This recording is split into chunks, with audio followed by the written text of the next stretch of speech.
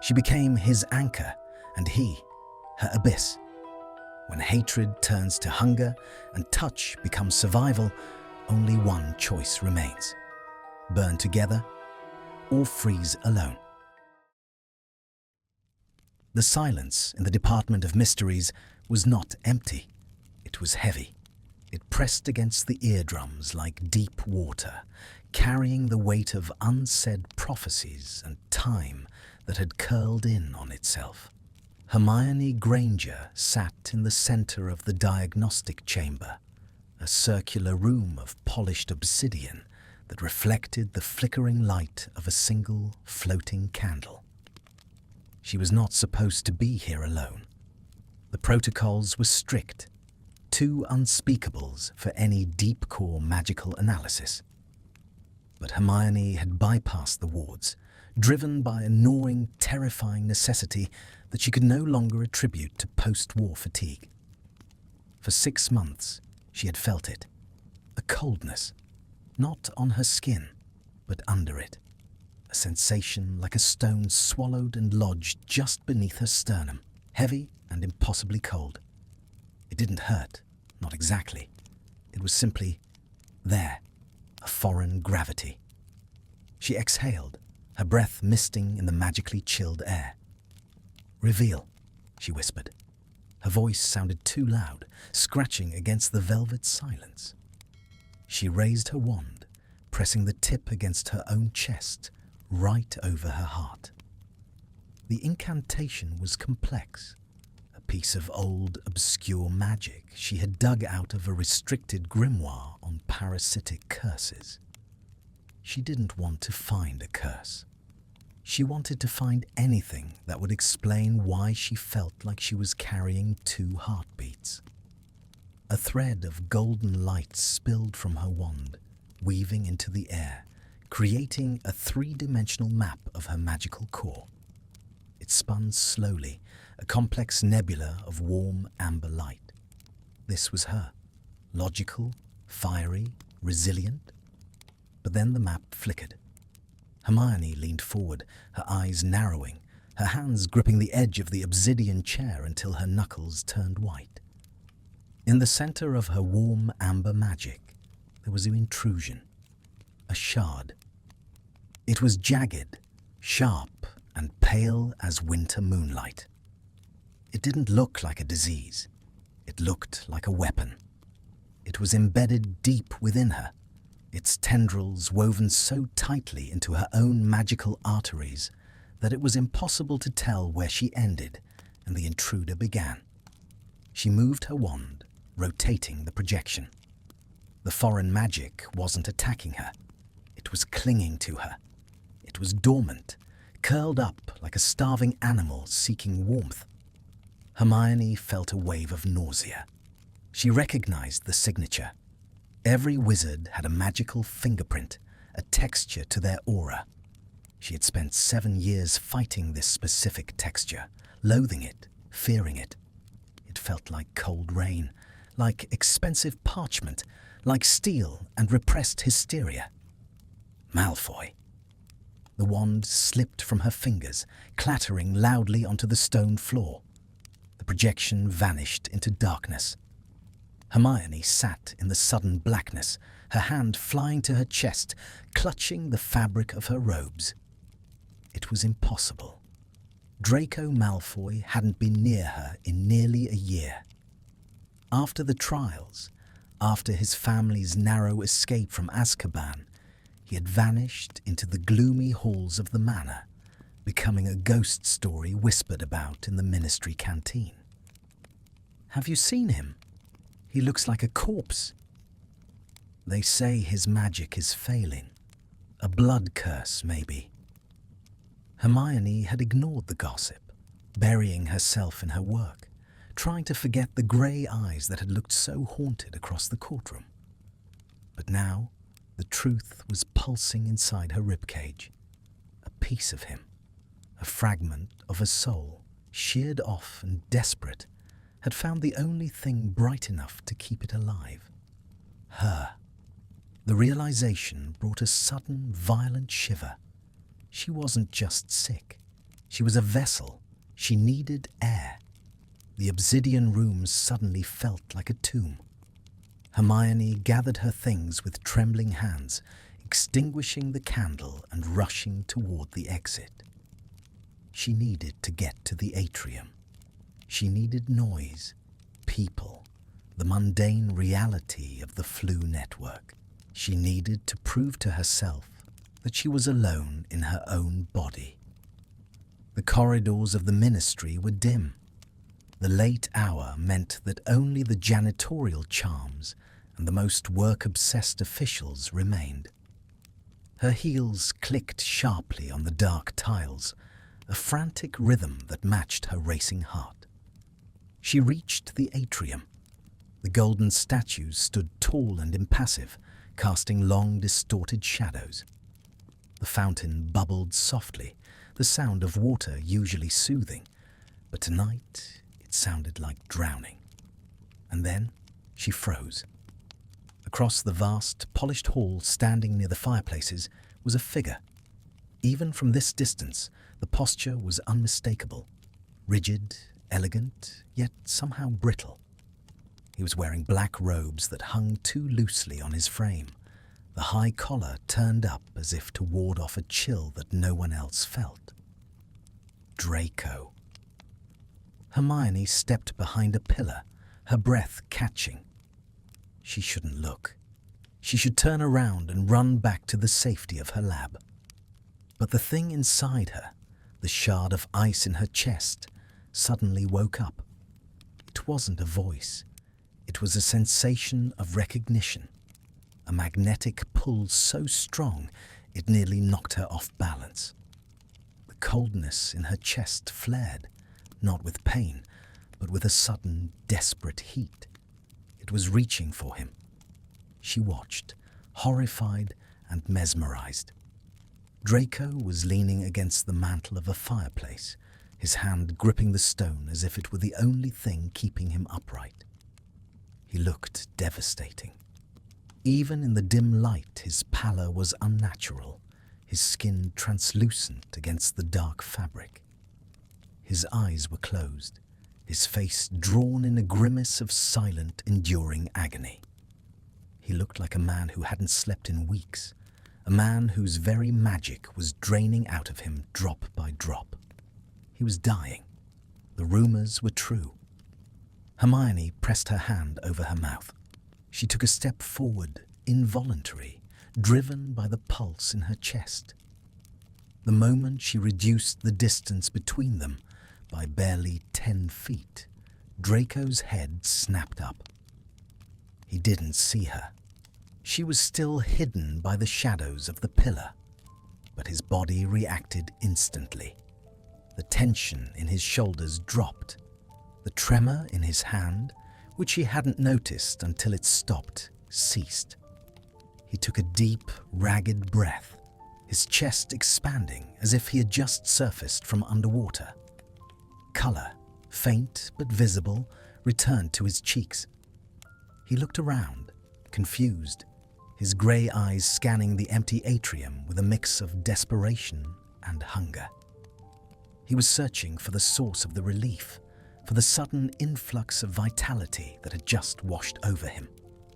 He was searching for her.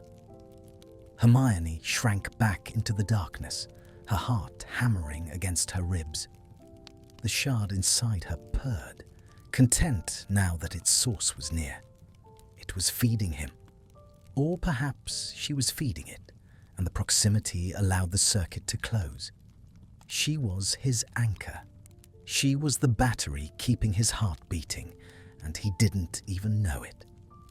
Draco took a step away from the fireplace, moving toward the center of the hall, toward her hiding spot. His movements were stronger now, the lethal lethargy gone. He looked less like a ghost and more like the predator she remembered, though wounded. "Is someone there?" His voice rasped, unused and rough. It echoed through the empty hall, laced with a vulnerability she had never heard from him. Hermione squeezed her eyes shut, holding her breath. She couldn't face him. Not now. Not when she could feel his soul entangled with hers, intimate and violating. If he saw her, if he knew, he would hate her. Or worse, he would realize that his life lay in the palm of her hand. She waited, every second stretching into an eternity. Draco lingered for a moment longer, his gaze passing right over the shadow where she stood. He looked frustrated, running a hand through his hair, a gesture so familiar it made her chest ache. Finding no one, he turned back to the fireplaces. He grabbed a handful of flue powder. "Malfoy Manor," he commanded, his voice gaining a fraction of its old strength. Green flames erupted, swallowing him whole. The instant he vanished, the connection snapped. Hermione gasped, doubling over as the coldness rushed back into her chest with the force of a physical blow. It was a hollow, aching void, a hunger that wasn't hers. She fell to her knees on the cold tiles of the atrium, gasping for air, clutching her chest. The diagnosis was complete. The experiment had been conducted. He was dying when he was away from her. He was alive when he was near. Hermione Granger, the heroine of the war, the brightest witch of her age, was the only thing keeping Draco Malfoy from fading into oblivion. And the terrifying truth was not that she carried a piece of his soul. The terrifying truth was how much that piece of him didn't want to let her go. She stared at the empty fireplace, the green smoke dissipating into the gloom. The silence returned, but it was no longer heavy. It was waiting. She had to find a way to fix this. She had to cut him out of her. But as she stood up, wiping the cold sweat from her forehead, the lingering echo of his presence whispered a dark warning in her blood. Sever the bond, and you kill the man. Hermione straightened her robes, her face setting into a mask of grim determination. She walked toward the exit, the sound of her heels sharp and lonely. Tomorrow she would not go to the archives. Tomorrow she would go to the Department of Magical Law Enforcement. She needed a reason to be in the same room as Draco Malfoy, and she needed it fast. Not for love, not for forgiveness, for survival. The air in the Department of Mysteries always tasted of ozone and old dust, but inside Hermione's private office, the atmosphere was sterile, stripped of all comfort. She had spent the morning removing anything personal. Photos of Ron and Harry, the knitted throw on her chair, the half-read novels. She needed this space to be a laboratory, not a sanctuary. On the desk before her lay a thick, leather-bound file. Project Ethelgard. Restricted. It was a fabrication, a complex tapestry of half-truths and obscure magical theory she had woven together in a feverish haze at 3 a.m. It was the bait. Hermione checked the clock on the wall for the 10th time. 10 minutes past 9. Her hands were trembling, just slightly. She clasped them together on top of the file, forcing them still. The shard of soul inside her was restless today, swirling with a dark, anxious energy that wasn't hers. It knew it was coming. It was pacing inside her chest like a caged tiger waiting for the keeper to bring the meat. She had sent the owl at dawn, a formal request for consultation. She had phrased it carefully, appealing to his ego and his necessity. Consultant required for dark artifact analysis. Malfoy family expertise relevant. Standard ministry contractor rates. She knew he was destitute. The ministry had seized the Malfoy vaults for reparations. He needed the galleons. But more than that, she knew, based on what she had seen in the atrium, that he needed this, even if he didn't understand why. A knock on the door. It wasn't a polite tap. It was a dull thud, as if someone had leaned their weight against the wood to keep from falling. "Enter," Hermione said, her voice tighter than she intended. The door handle turned slowly. The heavy oak creaked open, and Draco Malfoy stepped into the room. If he had looked like a ghost in the dim light of the atrium, here, under the harsh magical lamps of her office, he looked like a tragedy. He was wearing high-collared robes that had once been expensive, but now looked threadbare at the cuffs. His hair, usually spun gold, was dull and lifeless. But it was his face that stopped her breath. The skin was drawn tight over his cheekbones, grey and papery. There were dark bruises of exhaustion beneath his eyes, and his lips were cracked and bloodless. He didn't walk. He dragged himself. Every step seemed to cost him a piece of his soul. He stood in the doorway, gripping the frame, his chest heaving with shallow, rattling breaths. He looked at her with pure, unadulterated loathing. "Granger!" he spat. The name came out as a wheeze. "Malfoy," she replied, keeping her tone clinically detached. She gestured to the wooden chair opposite her desk. "Please, sit."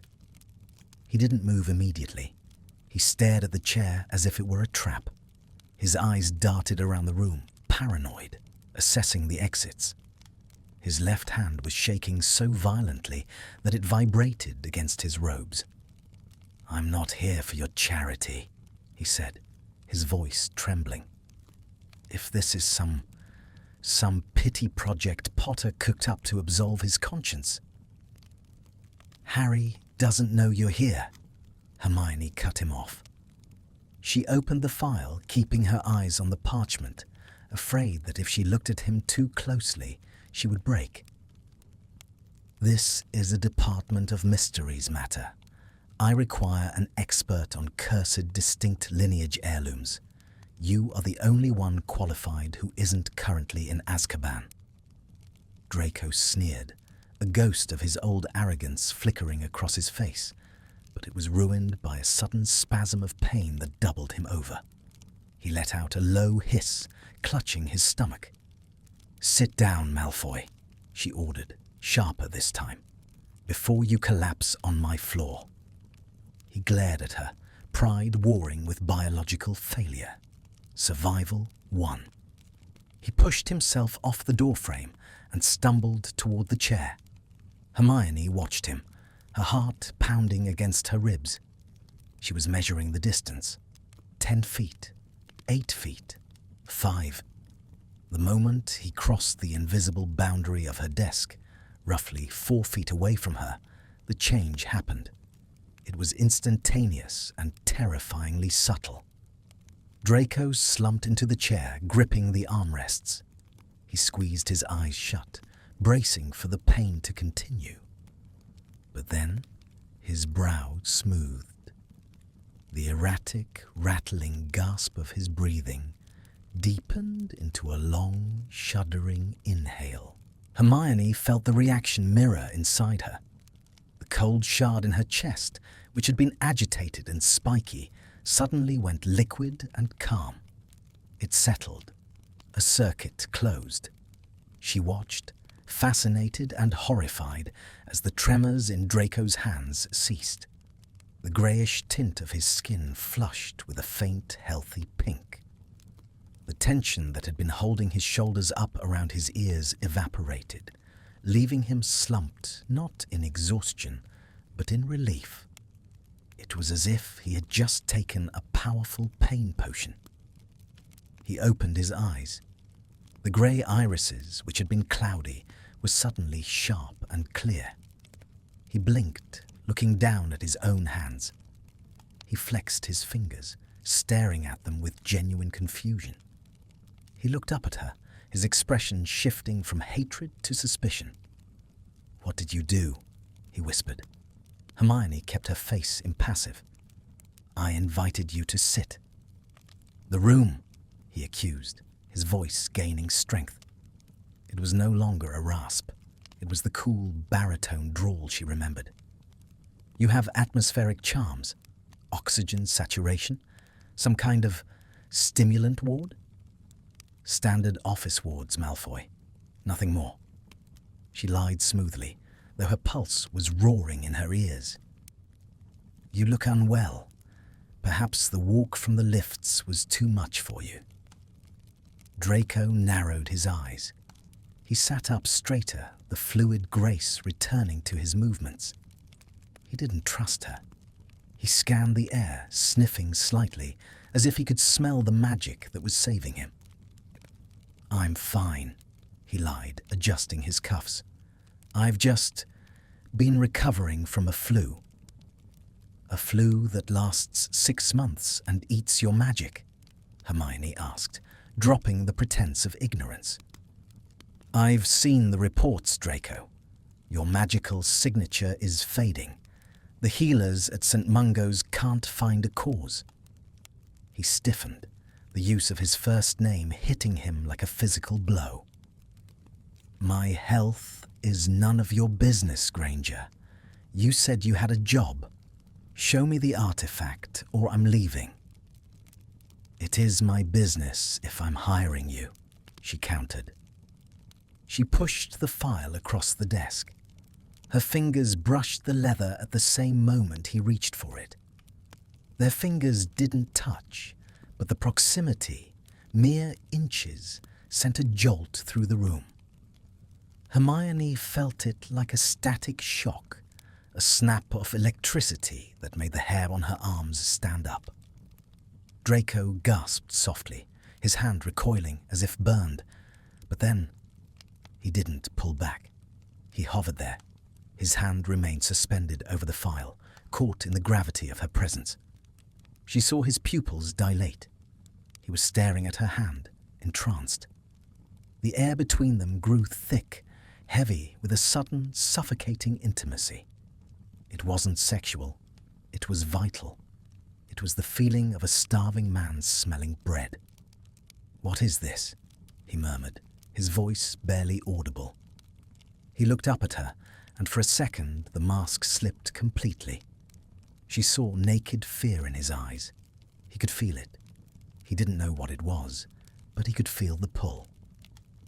It's the job, Hermione said, her voice steady despite the trembling in her knees. Analyze the trace signatures in these documents. Identify the curse.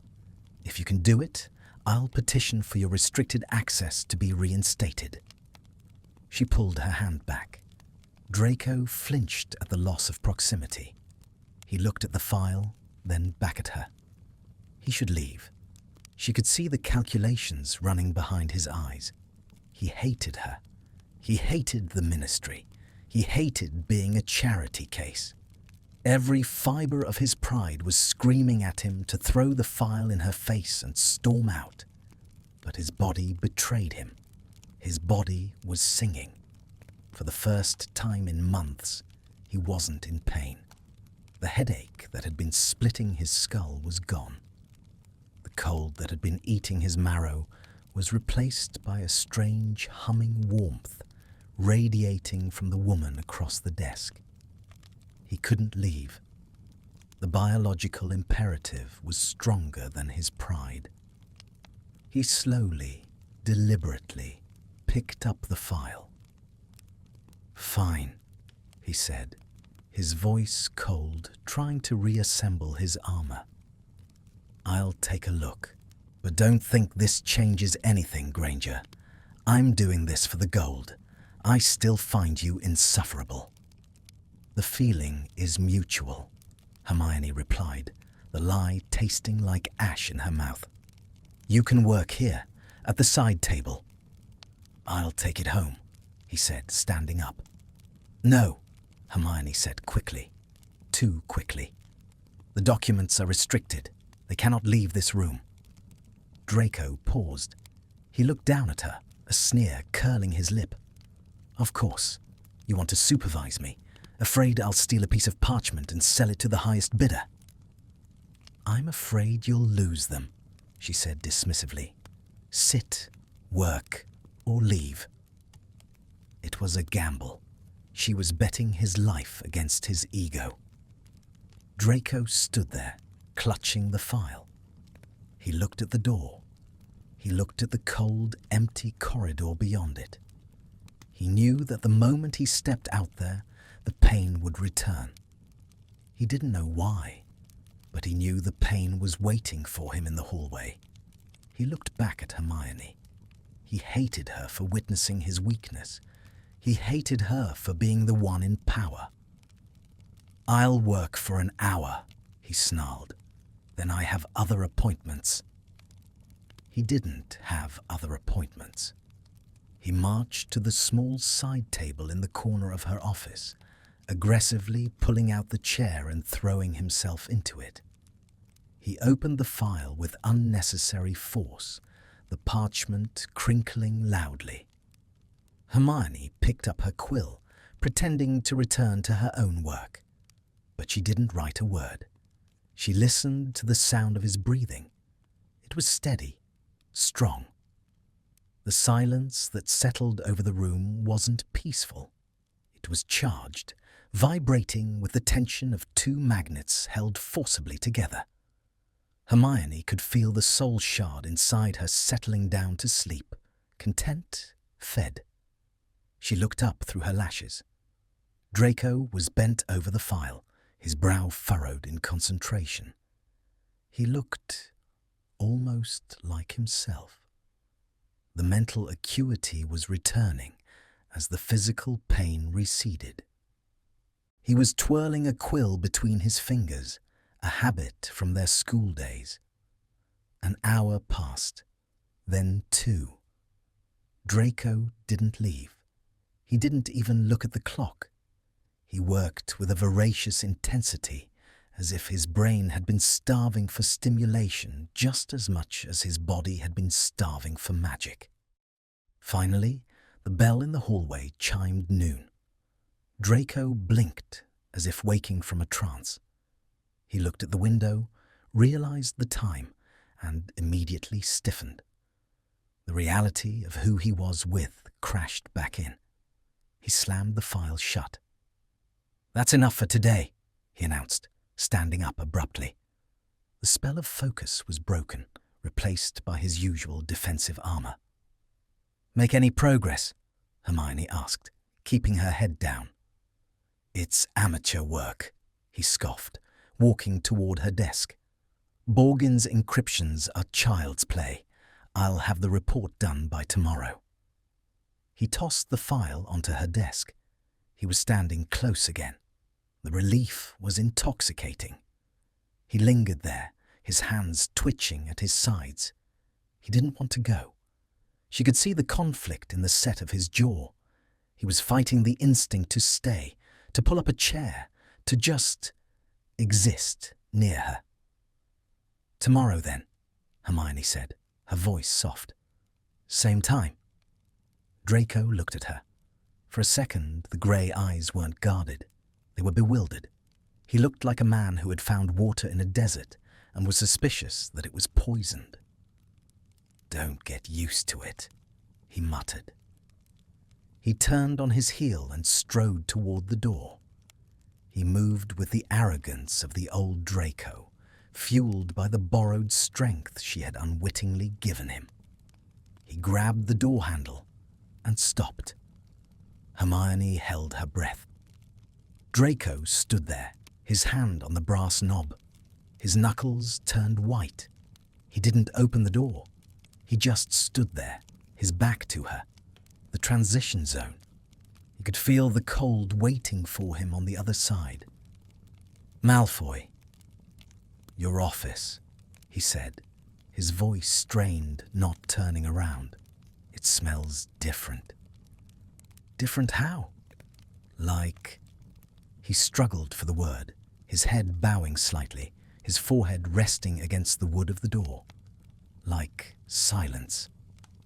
He ripped the door open and stepped out into the corridor. Hermione watched the door swing shut.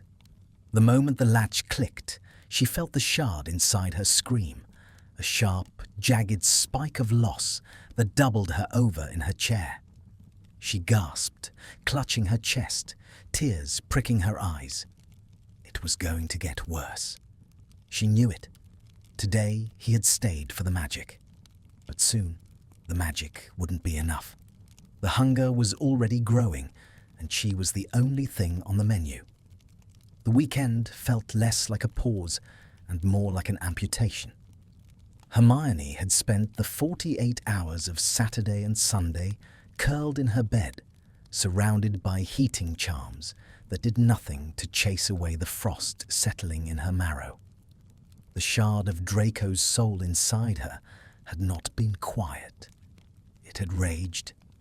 It was a phantom limb syndrome of the spirit.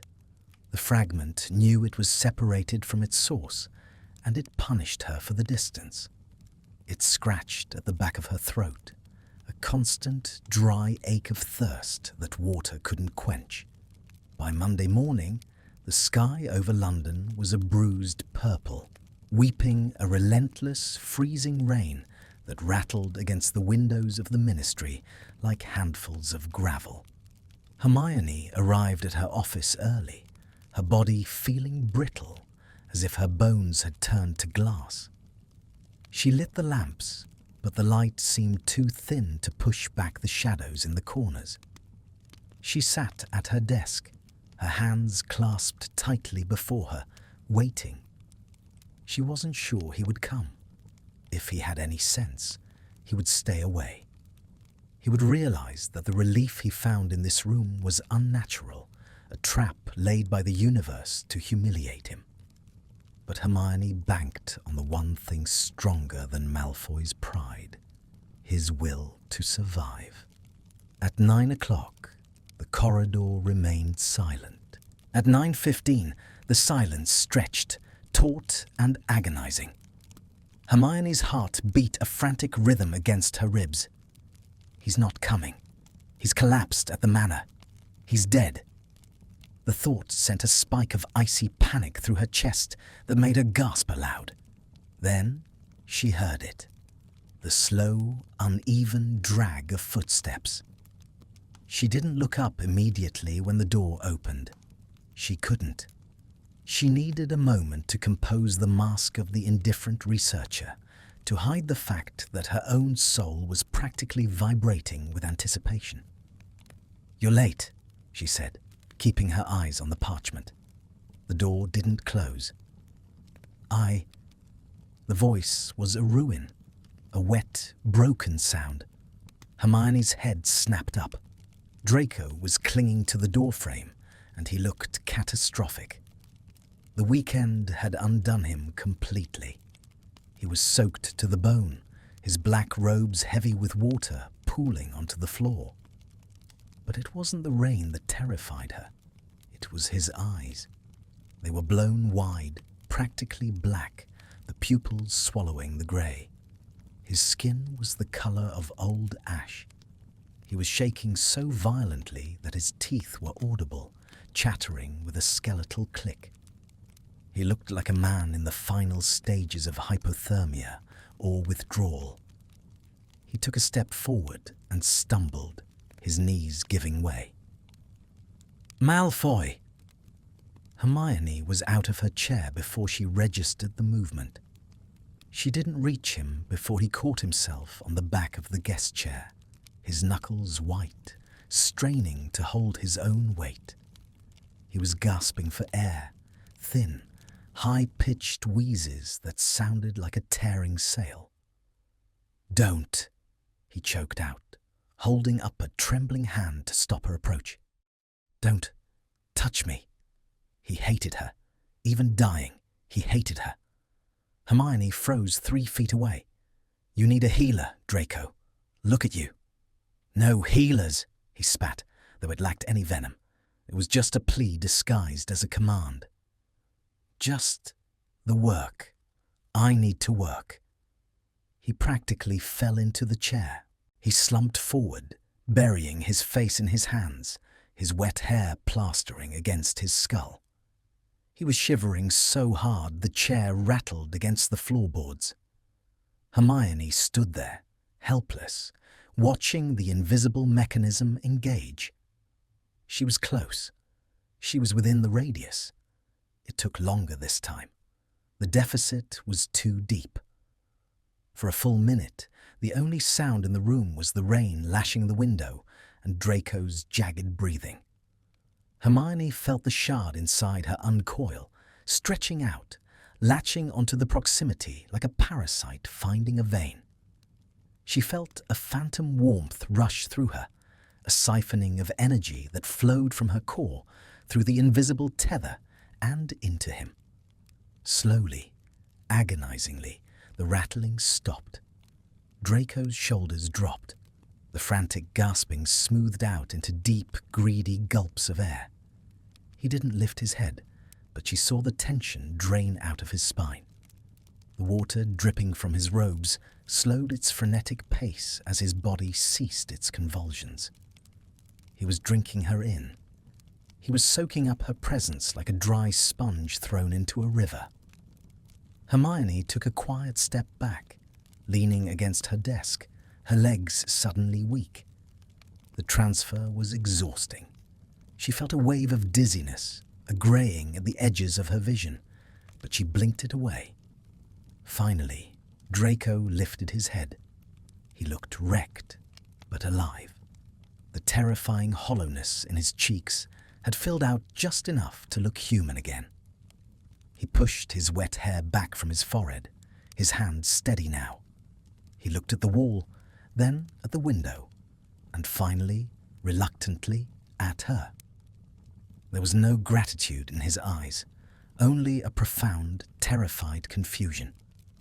"What is it?" he whispered, his voice gaining that familiar, sharp edge, though it remained quiet. "What is in this room, Granger?" "I told you," she said, forcing her voice to remain steady, clinical. "Wards. It's a clean environment. Perhaps your home has contaminants." "Contaminants," he repeated flatly. He narrowed his eyes, studying her face. He was looking for a lie, for a smirk, for anything that would make sense of this madness. "I felt like I was being flayed alive an hour ago. I walked through that door and it stopped, just like that."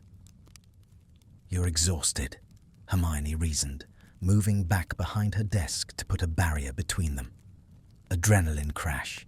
It's common." "It's not adrenaline," he murmured, more to himself than to her. He didn't press it. He couldn't afford to. He picked up the quill from the table, gripping it like a weapon. He needed to believe it was the room. If it was the room, it was magic. If it was magic, it could be understood. "The report," he said, changing the subject abruptly. "I found the signature you were looking for. It's not Borgin. It's older, 14th century, a binding curse." They worked. But the silence that descended was different from their previous session. It wasn't the silence of two enemies ignoring each other. It was a thick, humid silence.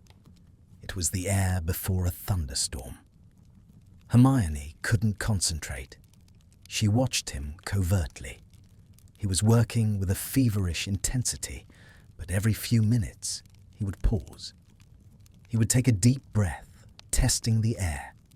He would shift in his chair, leaning slightly toward her desk, then catch himself and pull back. He was dowsing for her. Hermione needed to know. The scientist in her overrode the coward. She needed to map the boundaries of this new, terrifying reality. How much proximity was required? Was it just the room, or was it the distance? She stood up. Draco's quill stopped moving instantly. He didn't look up, but his entire body went rigid, tracking her movement. "I need a reference book," she announced softly. "From the shelf behind you." The shelf was directly behind his chair. To get to it, she would have to pass within inches of him. She walked around her desk. Her heart was thumping a slow, heavy beat against her sternum. She moved deliberately. As she approached him, the air between them seemed to heat up, thickening into a gelatinous pressure. Draco didn't move. He sat frozen, staring at the parchment, but his knuckles were white on the quill. Hermione stepped into his personal space. She was close enough to smell him. Beneath the scent of rain and wet wool, there was something else, something sharp and distinct. Bergamot, old parchment, and the metallic tang of pure magic. It was a scent that made the thing inside her chest writhe with pleasure. She reached up for a book on the high shelf. Her sleeve brushed against his shoulder. The reaction was visceral. Draco's head tipped back. His eyes fluttered shut, and a sound escaped his throat. A low, involuntary hum of pure, drugged satisfaction. It wasn't sexual, and yet it was the most intimate thing she had ever heard. It was the sound of a pain-racked body finally touching morphine. He leaned into her. He didn't mean to. It was a magnetic correction. His shoulder pressed firmly against her hip, seeking the contact. He inhaled sharply, his nose flaring, drinking in the scent of her robes, her skin, her magic. For a frozen second, they stayed there. Hermione, arm raised, paralyzed by the sudden heat radiating from him. Draco, head thrown back, eyes closed, pressing into her as if she were a load-bearing wall and he was a collapsing building. The boundaries of the world dissolved. There was only the hum of the bond, singing between them, loud and triumphant. Found you, found you, found you. Then Draco's eyes snapped open. The realization hit him.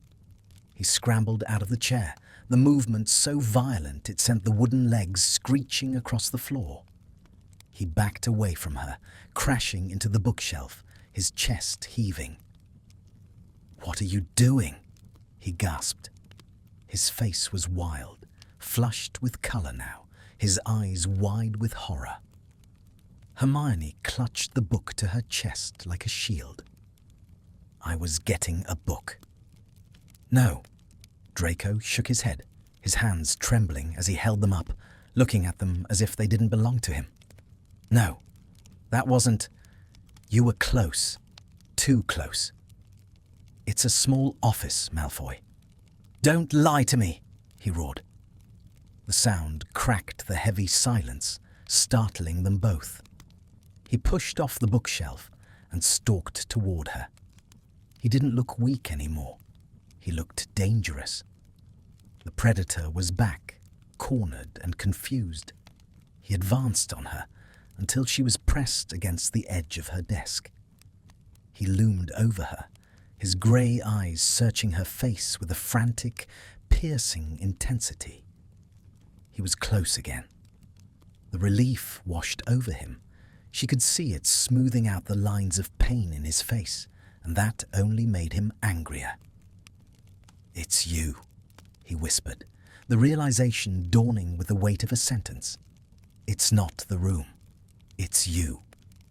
Hermione's breath hitched. "That's ridiculous." "Is it?" He leaned down, placing a hand on the desk on either side of her, trapping her. He lowered his face until they were nose to nose. "Then why is it that when you walked away, I felt like I was dying?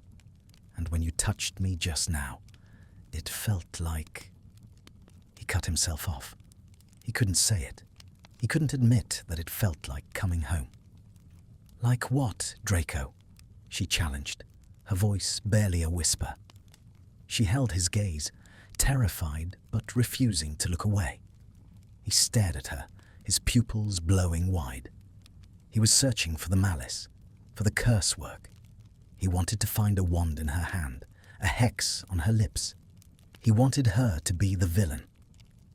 "What have you done to me?" he hissed, his voice trembling with rage and fear. "Did you curse me? Is this some sick revenge for the war?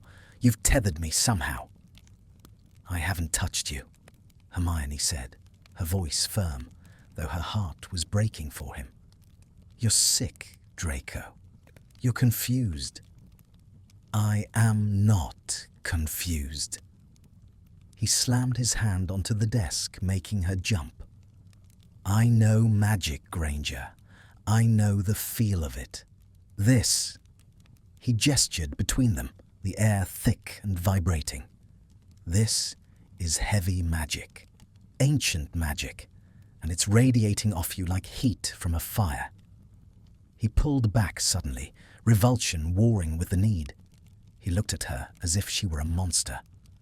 I should kill you, he whispered, the threat hollow. I should kill you and break whatever spell this is. If you leave, Hermione said, her voice quiet and deadly serious, you won't make it to the lifts. The words hung in the air, a verdict. Draco froze. He knew she was right. He could feel it already, the cold creeping back into his fingertips just by stepping 2 feet away from her. The leash was short. He looked at the door. He looked at her. A laugh bubbled up in his throat, a dry, humorless sound. So, that's it, he said, running a hand through his hair, disheveling it further. I'm a prisoner. You're a consultant, Hermione corrected, and we have work to do. Draco stared at her for a long, agonizing moment. He looked at the chair. He looked at the distance between them. He realized with a sinking, nauseating clarity that he had no choice. His body was a traitor, and it had chosen her. Slowly, with the movements of a condemned man walking to the gallows, he went back to the chair. He sat down. He didn't pick up the quill. He just sat there, staring at his hands, defeated. I hate you, he said softly. The words lacked heat. They were just a statement of fact, a way to keep his world from completely crumbling. I know, Hermione replied, opening the book she didn't need. She didn't look at him, but she could feel him. She could feel the shard inside her settle, purring in triumph. The rain hammered against the glass, sealing them in. Read the next page, Malfoy, she commanded softly. And in the heavy, suffocating silence of the office, Draco Malfoy obeyed. Not because he wanted to, but because for the first time in his life, he understood that freedom was a luxury he could no longer afford. He leaned forward into her orbit and breathed. The lift to level 9 didn't rattle. It hissed, descending into the bowels of the ministry with a smoothness that felt like falling. Hermione stood in the corner of the golden grate, her arms crossed tight over her chest. Draco stood in the opposite corner. They hadn't spoken since they entered. The air between them was a tangible thing, a suspended wire pulled so taut it hummed. It had been 2 weeks. 2 weeks of this macabre dance. Every morning, Draco arrived at her office, looking like death warmed over, grey-skinned, trembling, eyes dull. Every morning he sat in the wooden chair, soaking in her proximity like a lizard on a sun-drenched rock, until the colour returned to his face and the arrogance to his voice. They called it work. They discussed curse signatures and arithmancy equations. They pretended that the only reason he was there was the salary, and the only reason she kept him was his expertise. But they both knew. Hermione glanced at him sideways. He was staring at the lift doors, his jaw set. He looked better today. The constant exposure to the soul fragment inside her was stabilizing him. He was no longer skeletal. The sharp angles of his face had softened just enough to be handsome again, rather than haunting. But the fragility was still there, lurking beneath the surface. "We're going to the siphon chamber," Hermione said, her voice cutting through the hum of the lift. "The artifact we're testing today is volatile. It feeds on magical instability." Draco sneered, adjusting his cuffs. "I can handle a siphon, Granger. I grew up with dark artifacts on the dining table. You're not stable, Draco, she said quietly. He stiffened, turning his head slowly to look at her. His eyes were cold, but there was a flicker of fear behind them. The fear of a man who knows his armor is made of glass. I am perfectly functional, he lied, as long as I am here. He didn't say with you. He said here. As if the geography mattered more than the person. Just don't touch it directly, Hermione warned as the lift shuddered to a halt. Use your wand. Keep the containment shield up. I don't need your lectures, he snapped, brushing past her as the grate slid open. The hallway of the Department of Mysteries was pitch black, lit only by the blue flames of the torches that flared to life as they passed. The siphon chamber was at the far end, a circular room lined with lead and warded against magical leakage. In the center of the room, on a stone pedestal, sat the object, a jagged piece of black obsidian, roughly the size of a human heart. It pulsed with a faint, rhythmic thrumming sound. Hermione felt the shard inside her chest react immediately. It didn't like this. It curled tight, pressing against her ribs, sending a wave of nausea through her. The artifact was a parasite, just like the thing inside her. But unlike the soul fragment, this stone didn't want to bond. It wanted to consume. Stay back, Hermione ordered, moving toward the control panel on the wall. I'll lower the outer wards. You cast the diagnostic charm from the perimeter. Draco rolled his eyes. I can't get a clear reading from the perimeter, Granger. The ambient magic interferes. He stepped over the safety line. Draco, don't. He ignored her. He was desperate to prove he was still powerful, still capable. He raised his wand, hawthorn 10 inches, and leveled it at the stone. Revelio Maxima, he intoned. His magic hit the stone. For a second, nothing happened. Then the obsidian flashed a blinding white. It didn't reflect the spell. It ate it. And then it reached for the source. A tendril of black smoke shot out from the stone, latching onto the tip of Draco's wand. It happened in a heartbeat. The connection solidified into a dark, pulsing vein. Draco gasped, his eyes going wide. He tried to yank his wand back, but he was frozen. The stone was pulling. It was drinking him. Sever it! Hermione screamed, abandoning the control panel. I can't, Draco choked out. His face went white, instantly draining of the color he had spent 2 weeks regaining. His knees buckled. The stone was targeting his instability, finding the cracks in his magical core and tearing them open. It wasn't just draining his magic.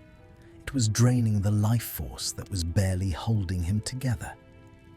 He dropped to his knees, his mouth open in a silent scream. His hand fused to the wand fused to the smoke. He was vibrating, his body blurring at the edges as if he were being erased from existence. Hermione didn't think. The scientist vanished. The unspeakable vanished. She ran. She crossed the room in 3 strides, vaulting over the safety line. She couldn't use her wand. Adding more magic to the mix would only feed the explosion. She needed to ground him. She needed to be the anchor. She skidded to her knees beside him. He was freezing cold, radiating a chill that burned. His eyes were rolled back in his head. Hermione grabbed his wrist with both hands. "Look at me!" she yelled, digging her fingers into his skin. The moment flesh met flesh, the world exploded. It wasn't a sound. It was a sensation. A dam breaking. The shard of soul inside Hermione, the piece of Draco she had been carrying, roared. It recognized the threat to its host, to its source. It surged up from her chest, rushing down her arms like liquid fire. It didn't go into the stone. It went into him. Hermione gasped as the connection slammed into place. It was violent and absolute. She felt her own magic being siphoned, not by the stone, but by Draco. He was an empty vessel, a vacuum, and she was the flood. Take it, she thought, panic and instinct blending into one command. Take it, you idiot. The transfer was visceral. It felt like he was inhaling her. She could feel the slide of her magic knitting his unraveling core back together.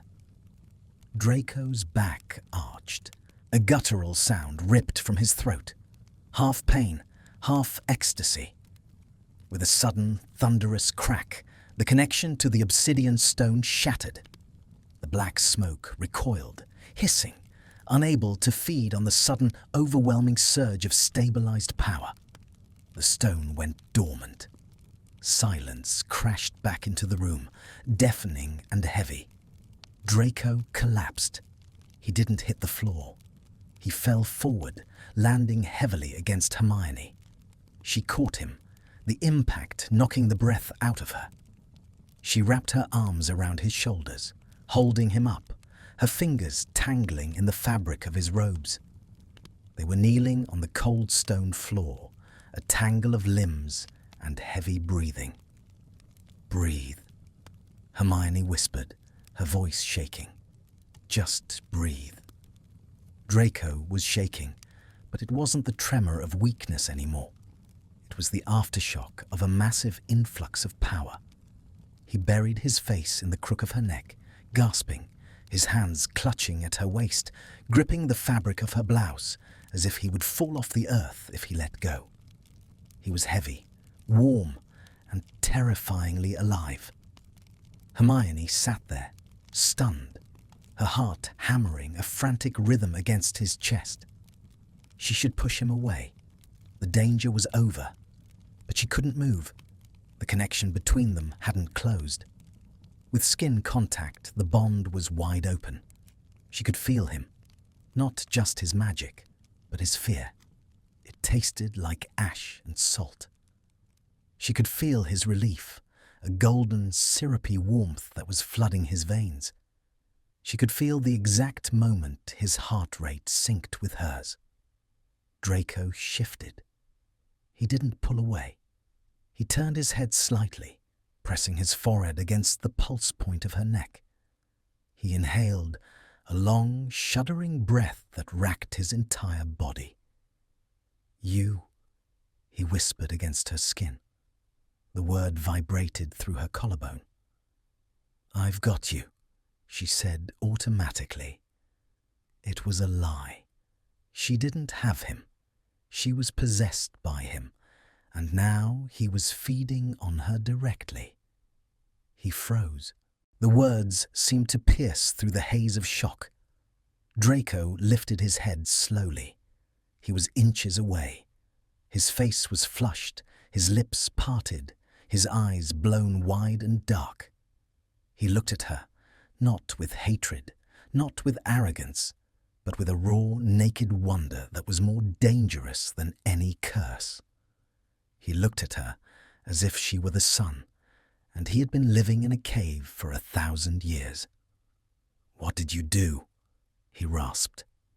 His hand moved up her arm, tracing the line of her bicep, his fingers trembling. He was testing the reality of her. That wasn't a shield charm. "I grounded you," Hermione breathed. She felt dizzy. The drain had been significant. "I broke the circuit." "No." Draco shook his head slightly, his gaze dropping to her mouth, then back to her eyes. "You filled me. I felt it. It was..." He stopped. He couldn't describe it. It felt like being whole. For a moment, in the dim, blue-lit silence of the siphon chamber, the precipice was right there. All he had to do was lean forward. All she had to do was let him. The tension was no longer about survival. It was about a magnetic, undeniable pull. The hatred had been burned away by the adrenaline, leaving only this: two broken people fitting together like jagged pieces of the same mirror. Draco's thumb brushed her cheekbone.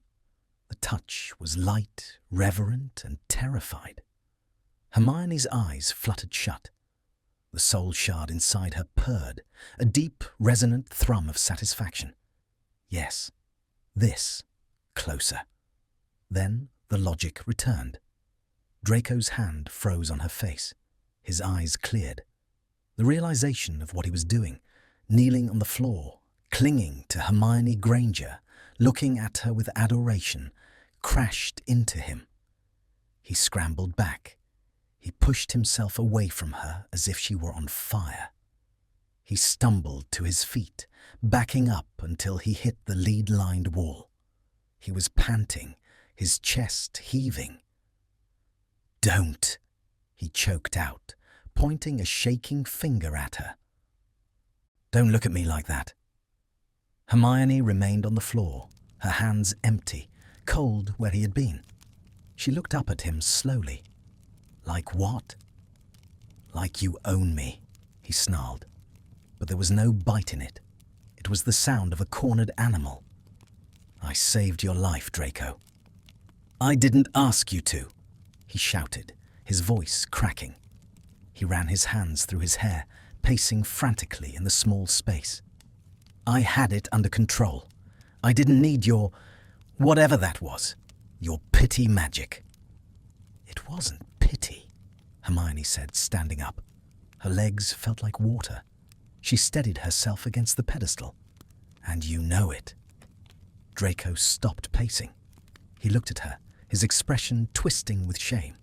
He knew. He knew that for a few seconds he had felt more peace in her arms than he had felt in his entire life. And he hated her for it, because it meant he was weak. It meant he was compromised. "We're done," he said abruptly. He grabbed his wand from the floor, not looking at her. "I'm going." "Draco, don't follow me," he warned, backing toward the door. "Stay away from me, Granger. This isn't right. It's unnatural." He fled. He ran from the room, his footsteps echoing down the dark corridor, fast and uneven. Hermione stood alone in the silence. The obsidian stone on the pedestal was dull and lifeless.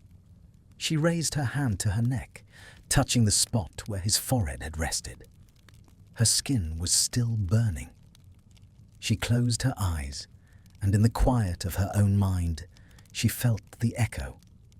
It wasn't just her own feelings. It was the residue of the connection. She could feel his panic as he ran toward the lifts. She could feel his shame. But beneath the shame, buried deep under the layers of prejudice and fear, she felt something else. Something that made her blood run cold and her heart skip a beat. She felt his craving. He was running away, but every cell in his body was screaming at him to turn back. Hermione opened her eyes. She stared into the dark. "You can't run, Draco," she whispered to the empty room. "You're already carrying me with you." She had become the anchor, and the terrifying thing about anchors was that they didn't just hold ships in place. They dragged them down. 3 days. That was how long Draco Malfoy's pride could hold out against the decomposition of his own soul. For 72 hours, Hermione had sat in her office, feeling the bond inside her scream. It wasn't a sound. It was a sensation of being hollowed out, a phantom erosion that scraped against her ribs. She knew, with terrifying precision, exactly what was happening to him. She could feel his resistance crumbling like a cliff face sliding into the sea. On the first day, the connection had been a dull ache, a headache he was ignoring. On the second day, It had sharpened into a feverish spike of panic. By the evening of the third day, the silence from the other end of the tether was no longer stubbornness. It was the silence of a body shutting down. Hermione sat at her desk, the only light coming from the heavy rain washing against the charmed window pane. It was midnight.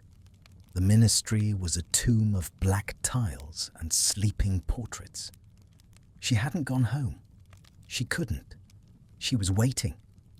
She looked at her hands. They were steady, but the shard of soul lodged in her chest was thrashing, sending waves of nausea rolling through her gut. It was starving. Then the wards on her door rippled. It wasn't a knock. It was a physical breach, a desperate, clumsy collision with the wood. Hermione stood up, her chair scraping loudly in the quiet room. She didn't say, "Enter." She crossed the room and threw the bolt. The door swung inward, heavy and slow. Draco didn't step inside. He poured in. He fell to his knees on the threshold, catching himself on his hands. The sound of his breathing was wet and ragged, a terrible bubbling noise that filled the room instantly. He was soaked, not just from the rain, but with a cold, clammy sweat that plastered his hair to his skull. "Granger," he gasped. The name was unintelligible, a slur of consonants. Hermione grabbed his arm to haul him inside, and the heat radiating through his wet robes burned her palm. He was burning up. His magical core was critically unstable, venting heat like a reactor on the verge of meltdown. "I told you," she whispered harshly, kicking the door shut and sealing it with a flick of her wand. "I told you not to run." She dragged him toward the center of the room. He was dead weight, his legs useless. He tried to help, his boots scuffing weakly against the floor, but he collapsed again before they reached the chair. Hermione went down with him, sinking to the floor on the rug before the cold hearth. "It hurts," Draco moaned, his head rolling back. His eyes were open but unseeing, the grey irises blown wide, eclipsing the whites. He was hallucinating. "Make it stop, please. Cut it out." "I can't cut it out," Hermione said, her voice shaking as she maneuvered him so his head rested on her lap. She placed her hands on his face. This was the terrifying part. Proximity wasn't working. Usually, just being in the room was enough to stabilize him. The ambient field of her magic would seep into him, soothing the jagged edges of his soul. But the damage from the siphon chamber, combined with 3 days of starvation, had created a deficit too deep for passive healing. He was convulsing now, small, violent tremors that started in his chest and racked his limbs. His breath was coming in short, panicked hitches. "Draco, look at me," she commanded. She slapped his cheek lightly, then harder. "Focus." He didn't respond. His head thrashed against her thighs. "Cold," he mumbled. "So cold." He was dying, right here on her rug. The shard inside her was frantic, pulling at her own reserves, demanding she fix it. Hermione looked at him, at the sharp line of his jaw, the vulnerability of his throat, the ruin of a man who had once been her tormentor. She felt no triumph. She felt only the cold, clinical clarity of a triage healer. She needed to close the circuit. Skin to skin wasn't enough. She needed a direct line. "I'm sorry," she whispered into the dark air. She shifted, pulling his upper body higher until he was propped against her chest. His head lolled onto her shoulder. She gripped his face with both hands, forcing his head up. "Draco," she said, her voice dropping to a steel whisper. "Breathe." She lowered her mouth to his. It wasn't a kiss. There was no romance in it, no tenderness. It was resuscitation. It It was a seal. As soon as their lips touched, the world tilted on its axis. Hermione exhaled, pushing not air, but raw magic into him. She visualized the golden amber of her own core flowing out, down her throat, and into the starving void of his. Draco froze. His body went rigid in her arms. A low, guttural sound vibrated in his throat, a sound of shock and overwhelming intake. His hands, which had been clawing weakly at the air, slammed onto her shoulders, gripping her robes with bruising force. He didn't push her away. He pulled her closer. The hunger took over. Draco's mouth opened under hers, desperate and voracious. He drank her. It was a violation and a salvation all at once. Hermione felt the drain immediately, a sharp, dizzying pull that made her vision grey at the edges. He was siphoning her life force, filling the cracks in his soul with the mortar of hers. It was terrifyingly intimate. She could taste the metallic tang of blood where he had bitten his own lip. She could feel the frantic, rabbit-fast beat of his pulse against her fingertips on his neck. She should stop. He was stable. The convulsions had ceased, but she didn't stop, and neither did he. The bond between them flared, blindingly bright in the darkness of her mind.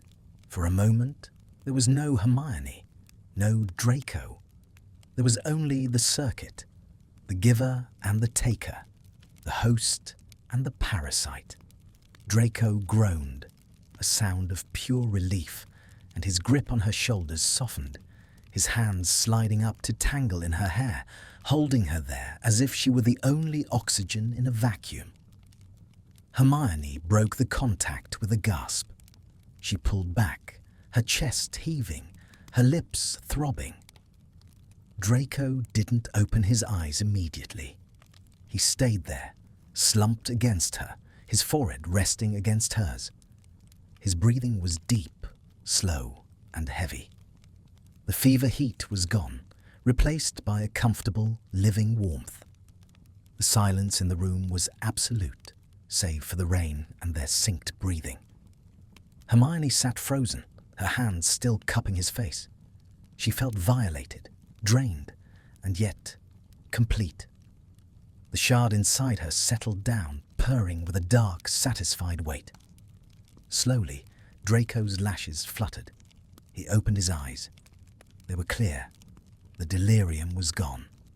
The grey was sharp, intelligent, and horrified. He didn't move away. He couldn't. He was still too weak to lift his head from her shoulder. He stared at her, his face inches from hers. He looked at her mouth, swollen from the force of the contact, then up to her eyes. He remembered. She saw the memory of the last 2 minutes play out behind his eyes. The desperation, the need, the way he had clung to her. "You," he rasped. His voice was a wreck, but it was steady. "You were seizing," Hermione said. Her voice sounded strange to her own ears, clinical, detached, trying to rebuild the professional wall that had just been obliterated. It was a magical transfer, a necessity. A necessity, he repeated. The word tasted like ash. He moved then, pushing himself up slowly, painfully, until he was sitting on his own, leaning back against the legs of her desk. He wiped his mouth with the back of his hand, staring at the smear of blood from his cracked lip. He looked at the blood. Then he looked at her. The expression on his face wasn't the anger she expected. It wasn't the shame of the siphon chamber. It was a dawning, catastrophic realization. He lifted his hand, trembling slightly, and reached out. He didn't touch her. He stopped his hand an inch from her knee. He just wanted to feel the heat, to confirm the source. "I can't leave," he whispered. It wasn't a question. It was a verdict. Hermione wrapped her arms around herself, suddenly cold now that the transfer was over. "No, you can't." Draco let out a broken laugh, staring at the ceiling. "I tried, Granger. I swear to you. I sat in the manor. I tried to let it kill me." "Why?" Hermione asked softly. "Because this," he gestured between them, his hand sweeping through the charged air. "This is worse than death. Being kept alive, like a pet, like a leech." He looked back at her, his eyes burning with a sudden fierce intensity. "I felt it. When you gave it to me, I felt you." Hermione stiffened. "Draco." "You're not just a battery," he said, his voice dropping to a hush. He crawled forward, closing the distance he had just created until he was kneeling in front of her again. He looked at her as if he was seeing her for the first time, not as a mudblood, not as a war hero, but as the architecture of his own survival. "You're carrying it, my soul. It's in you." Hermione stopped breathing. "How do you know?" "Because when you kissed me," he whispered, the word hanging heavy in the air, "I didn't just feel magic. I felt whole." He reached out, and this time he did touch her. He placed his hand over her heart, directly over the spot where the shard was lodged. Hermione flinched, but she didn't pull away. Through the fabric of her blouse, his palm was heavy and warm.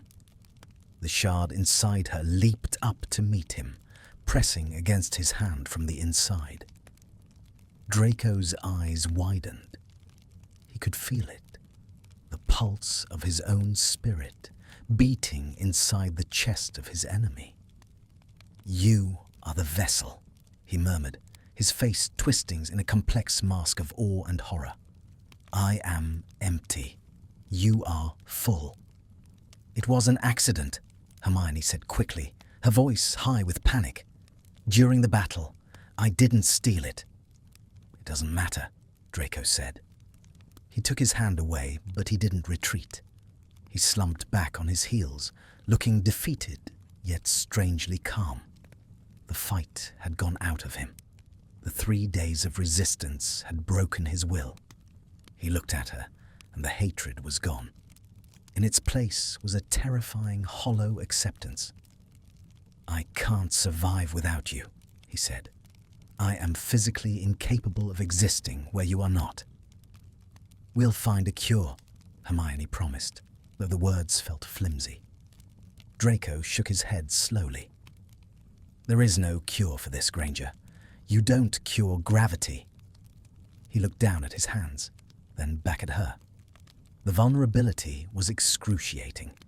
He was a Malfoy, raised to rule, raised to believe in his own supremacy.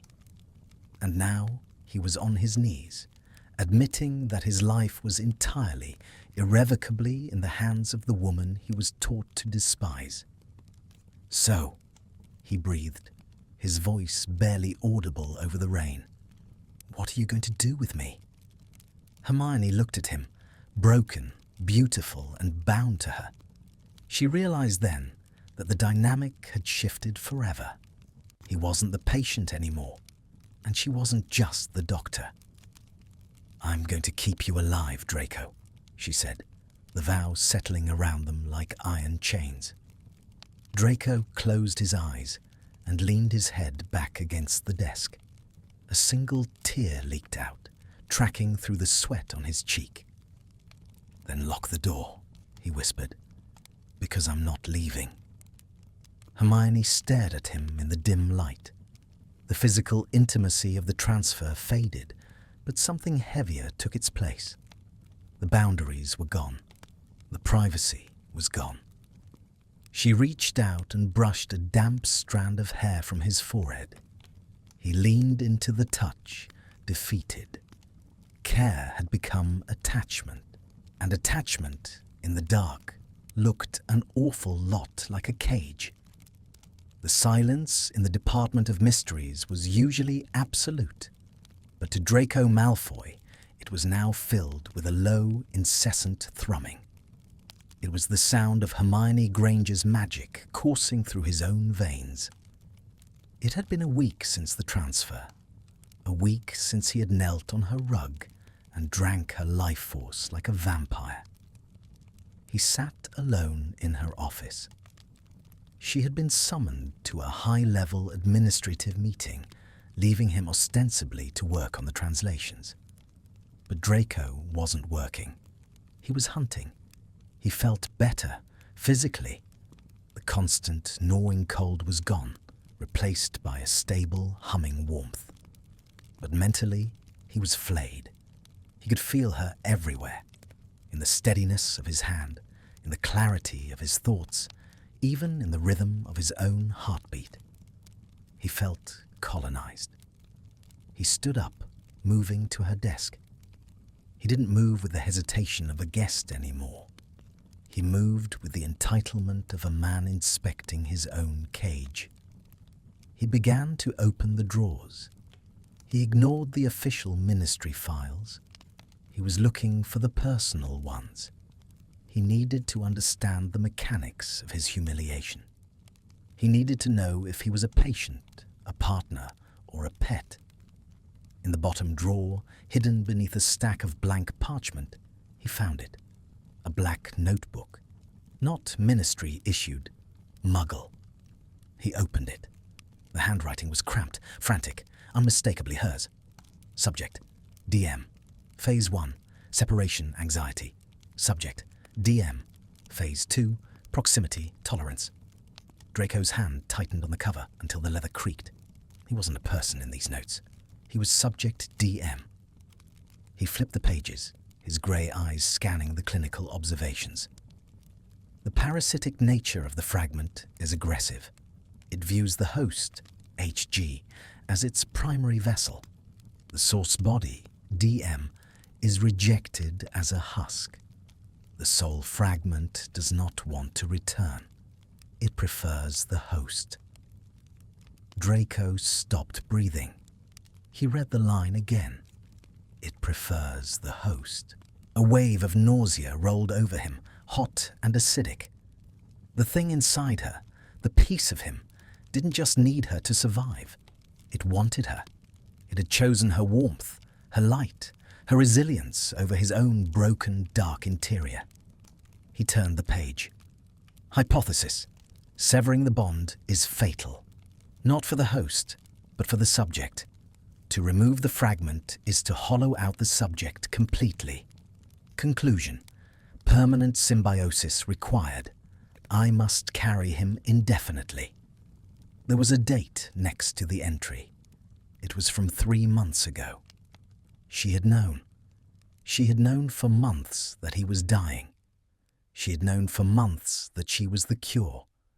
And she had watched him deteriorate. She had watched him turn into a ghost, waiting until he was desperate enough to crawl to her. You calculated it, he whispered to the empty room. You let me break so you could be the one to fix me. The door handle turned. Draco didn't close the notebook. He didn't step away from the desk. He stood there, the evidence of her clinical betrayal open in his hand, and waited. Hermione walked in, looking harried, a stack of memos in her arms. Sorry, I'm late. Kingsley kept me. She stopped. She saw him. She saw the open drawer. She saw the black notebook in his hand. The colour drained from her face faster than it had during the siphon accident. She dropped the memos on the side table, the sound of the papers hitting the wood sharp and final. Draco, she said, her voice careful. Put that down. Subject DM, he read aloud, his voice devoid of inflection. He looked up at her, his eyes cold and dead. Phase 2. Proximity tolerance. Tell me, Granger, did I pass the test? Is the lab rat behaving according to your projections? It's not what you think, she said, taking a step forward, her hands raised in a placating gesture. Those are research notes. I was trying to understand. You were studying me, he roared, the sudden volume making her flinch. He slammed the notebook onto the desk. "I was dying, and you were taking notes. You knew 3 months ago. You watched me rot in the manor while you wrote hypotheses about my husk of a body." "I didn't know how to tell you," Hermione shouted back, the pragmatic mask cracking. "How do you tell someone you're accidentally acting as their Horcrux? How was I supposed to approach you?" "Hello, Malfoy. I have your soul in my pocket. Would you like to come sit in my office?" "You should have told me the truth." "The truth would have killed you," she retorted, stepping into his space, her eyes blazing with defensive fire. "Look at you, Draco. You're proud. You're arrogant. If I had told you that you were dependent on a mudblood for your survival, you would have chosen death. You know you would have." Draco froze. The word hung in the air. Mudblood. She used it as a weapon, turning his own prejudice back on him. He looked at her, breathing hard. The tragedy was that she was right. 3 months ago he would have spat in her face and chosen to fade away. But she hadn't given him the choice. She had manipulated him into survival. She had tricked him into living. "You stole my choice," he hissed, leaning down until they were eye to eye. "You didn't save me for my sake. You did it for yours, because you couldn't bear the guilt of letting me die. You made me your burden so you could feel like a saint." "I did it because you deserve to live," Hermione cried, tears springing to her eyes. "Even if you hate me for it, even if you hate yourself." "I don't hate myself," Draco said softly, straightening up. A terrifying calm settled over his features. "I hate this. I hate feeling your magic inside me. I hate that when I close my eyes, I see your memories. I hate that I can taste your feelings." He walked around the desk, moving toward the door. Hermione turned, panic spiking in her chest. "Where are you going?" "Home," Draco said. "Real home. Not this cage." "Draco, you can't," she pleaded, reaching out to grab his arm. He recoiled violently. "Don't touch me. Do not touch me." He looked at her with a mixture of revulsion and longing that broke her heart. His body was screaming at him to stay, to embrace her, to feed. But his mind was revolting against the violation. "I am not your subject," he spat, "and I am not your responsibility. Keep the soul, Granger. It clearly likes you better anyway." He ripped the door open and stormed out. "Draco!" Hermione screamed, running into the corridor. He was already at the end of the hall, walking fast, his black robes billowing. He wasn't staggering this time. He was running on the battery charge she had given him a week ago. But that charge was finite, and the separation trauma would be instantaneous and catastrophic. "Stop!" she yelled, chasing after him. "It will kill you." He ignored her. He turned the corner toward the lifts. Hermione ran, her heels skidding on the stone. She reached the lift bank just as the golden grates were sliding shut. She saw Draco inside, pressing the button for the atrium repeatedly, his face a mask of grim determination. "Draco, please!" She slammed her hands against the grate. He looked at her through the metal bars. His eyes were sad. "Let me go, Hermione." The lift ascended. Hermione didn't wait. She turned and sprinted for the stairs. Draco stepped out into the atrium. It was crowded. People were rushing toward the Flu network, heading home for the evening. He felt the separation immediately. It wasn't like before. It wasn't a slow drain. It was a severance. It felt as if a hook had been embedded in his navel and the line had just snapped taut. He gasped, stumbling forward.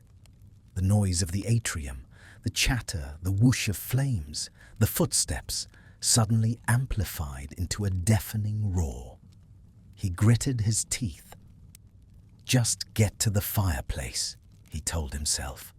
Get to the manor, ward the room, block her out. He took 3 steps. His left leg gave way. He fell hard, his knees hitting the polished tiles with a sickening crack. A murmur went through the crowd. People stopped. "Is he drunk?" someone whispered. "That's Malfoy." Draco tried to stand. He pushed himself up on his hands, but his arms trembled and collapsed. His magic wasn't just fading, it was revolting. His body was rejecting his own command, demanding the source. Blood began to drip from his nose, bright red drops splattering on the black floor. Then his ears. He couldn't breathe. The air in the atrium was thin, useless. It felt like breathing through wet wool. No, he thought, panic finally piercing his anger. Not like this, not in front of them. He managed to roll onto his back. The ceiling of the ministry spun wildly. The golden statues of the fountains seemed to loom over him, mocking his weakness. He felt a tearing sensation in his chest. The void where his soul should be was expanding, eating his organs, collapsing his ribs. He was dying. He had made it 50 feet from the lift, and he was dying. "Draco!" The voice came from far away, or maybe from inside his head. He turned his head to the side, his cheek pressing against the cold tile. She was running toward him. She had burst from the stairwell, her hair wild, her face pale with terror. She cut through the crowd, shoving dignitaries and clerks aside. "Move!" she screamed at a wizard blocking her path. Draco watched her come. He wanted to tell her to go away. He wanted to die with some dignity. But as she got closer, the agony in his chest receded. Just a fraction. Just enough to let him draw a breath. She fell to her knees beside him. She didn't care about the crowd. She didn't care about the whispers. "You idiot," she sobbed, grabbing his face with blood-slicked hands. "You absolute arrogant idiot." Draco looked up at her. He tried to speak, but only a gurgle of blood came out. "I told you," she whispered, leaning over him, shielding him from the gawking crowd with her body. "I told you it wasn't a choice anymore." She placed her hand flat on his chest, right over his heart. The connection slammed back into place. Draco arched his back, a gasp tearing from his throat. It was violent. It was humiliating. It was the most immense relief he had ever felt. The pain vanished. The air rushed into his lungs. The darkness at the edges of his vision retreated. He lay there, panting, staring up at her. He saw the tears tracking down her face. He saw the fierce, possessive set of her jaw. And he realized the full horror of his situation. He hadn't just failed to escape. He had proven, publicly and undeniably, that he belonged to her. He reached up, his hand shaking, and gripped her wrist. He didn't push her away. He held her there, pinning her hand to his chest, anchoring her to him. "You," he whispered, his voice a broken rasp. "You win." Hermione shook her head, wiping the blood from under his nose with her thumb. "No one wins, Draco. We just survive." She looked up at the circle of people surrounding them. Her eyes hardened. She was the lioness again, protecting her cub, or her prey. "Back off," she snarled at the crowd. "Medical emergency. Clear the area." She looked back down at him. There was no apology in her eyes anymore, only a steel resolve. "Can you stand?" she asked quietly.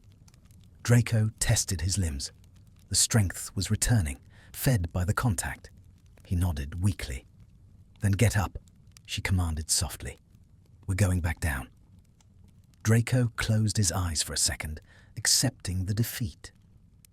He allowed her to pull him up. He allowed her to wrap her arm around his waist to support him. He leaned his weight against her, heavy and dependent. They walked back toward the lifts, away from the freedom of the fireplaces. He was a prisoner, but as he pressed his side against hers, feeling the steady, rhythmic thrum of the bond singing between them, he realized something worse. He didn't want to run anymore. The cage was the only place he could breathe, and that terrified him more than death ever could. The Department of Mysteries was quiet, buried under tons of earth and rock, insulated from the storm raging above London. But inside Hermione Granger's office, the air felt brittle, like dried leaves ready to crumble. She was asleep. It was a fitful, shallow sleep. She was curled up on the small velvet sofa in the corner of the room, her robes acting as a blanket. Her face was pale, drawn with a fatigue that went deeper than muscle or bone. Every few seconds, her brow would furrow, or her hand would twitch, clutching at the cushion as if she were trying to hold onto something slippery. Draco sat on the floor, his back resting against the desk, watching her. He was alive. He was warm. The blood that had been pouring from his nose an hour ago in the atrium had stopped. His lungs were filling with air without that terrible wheezing struggle. The bond was humming, a low, steady frequency that vibrated in his teeth. It was feeding him. But for the first time, Draco didn't feel relief. He felt sick. He looked at Hermione, at the dark circles under her eyes that he hadn't noticed before because he had been too busy cataloguing his own pain. He looked at the way her chest rose and fell with a heaviness that shouldn't belong to someone so young. He wasn't just tethered to her. He was eating her. He stood up, his movements fluid and silent. The grace was back, but it felt stolen. He walked over to the sofa and knelt beside her. He didn't touch her. He was afraid to. He felt radioactive, toxic. Hermione shifted, sensing his proximity even in her sleep. Her body turned toward him, a flower heliographing toward the sun.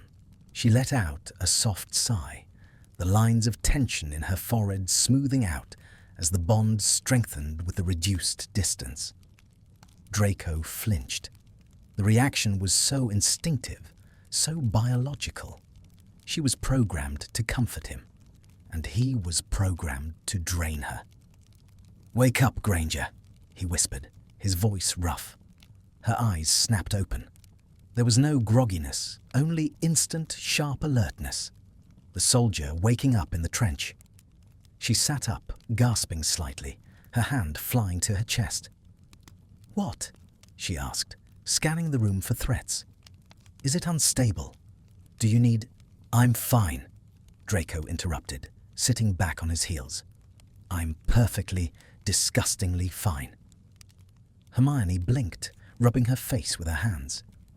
She slumped back against the cushions, the adrenaline fading into weariness. "Good. You gave me a scare in the atrium." "I gave you a scare," he repeated flatly. "I collapsed in a pool of my own blood, and you had to drag me back here like a sack of potatoes while the entire ministry watched. You didn't just get scared, Hermione. You got exposed." She looked at him then, really looked at him. "It doesn't matter. It matters to me." The shout cracked in the small room. Draco stood up and paced away, needing to put space between them, but stopping at the invisible 6-foot mark where the leash pulled tight. He spun around. "Do you realize what you are? You're a battery, a human shield, and I am a parasite." "Draco, stop." "No, I read your notes." He pointed a shaking finger at the desk where the black notebook still lay. Phase 1, Phase 2, but you left out the part where the host starts to wither. Look at you. You're grey. You've lost weight. Your magic is trembling because it's doing the work for 2 people. He ran a hand through his hair, gripping the strands tight. I am killing you. Slowly, comfortably, and you're letting me. Hermione stood up. She wasn't steady, but she was resolute. She walked over to the tea service on the side table, pouring a cup of cold tea just to have something to do with her hands. You're not killing me, she said quietly. We're sharing the load. It's symbiosis. It's predation, he corrected. He moved closer, entering her personal space not to take, but to intimidate her into the truth. Tell me when it happened. I want to know the exact moment I became a monster. Hermione gripped the teacup until her knuckles turned white. She stared down into the dark liquid. She didn't want to talk about this. She wanted to keep it clinical, keep it in the realm of curse signatures and soul theory. But she knew, looking at the raw, open wound of his expression, that he wouldn't let it go. The room of requirement, she whispered. Draco froze. The memory washed over him. The heat, the screaming, the roar of the fiend fire taking the shape of chimeras and dragons. The fire, he breathed. You were on top of that stack of chairs, Hermione continued, her voice trembling. Crabbe had fallen.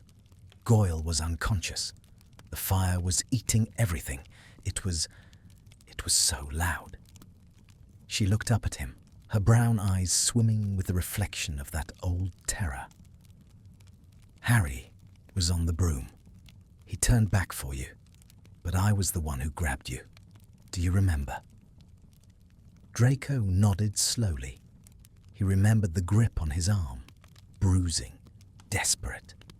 He remembered being hauled onto the back of the broom, the heat singeing his eyebrows.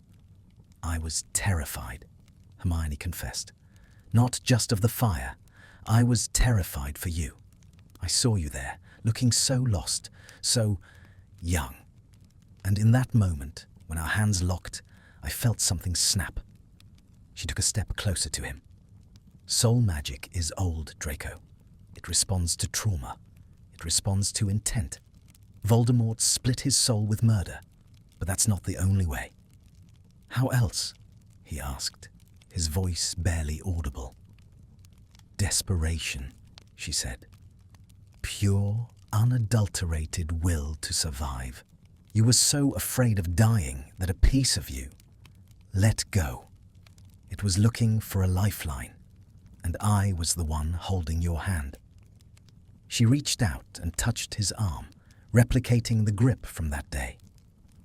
I didn't steal it, she said softly. You threw it at me, and I caught it, because I couldn't let you fall. Draco stared at her hand on his arm. The contact sent a warm, golden pulse through his veins, settling the anxiety in his gut. It was automatic. It was sickening. He covered her hand with his own. His fingers were cold. Hers were warm. You should have let me drop, he whispered. I couldn't. Why? He searched her face, desperate for a reason that wasn't just Gryffindor heroism. I was your enemy. I watched you be tortured in my house. I called you filth. Why catch me? Hermione didn't answer immediately. She looked at their joined hands. The silence stretched, thick and heavy, filled with the ghosts of the war. Because, she finally said, her voice breaking.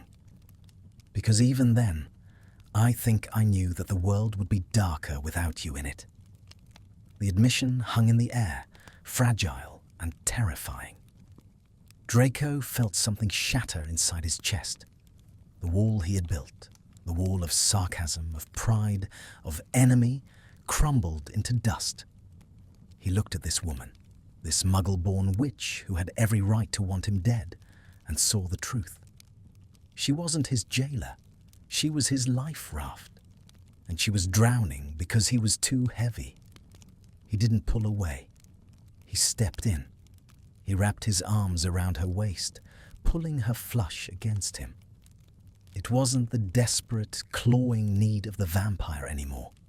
It was an embrace. He buried his face in her hair, inhaling the scent of her, parchment, rain, and the ozone smell of her magic. "I'm sorry," he mumbled into her neck. "I'm so sorry, Hermione."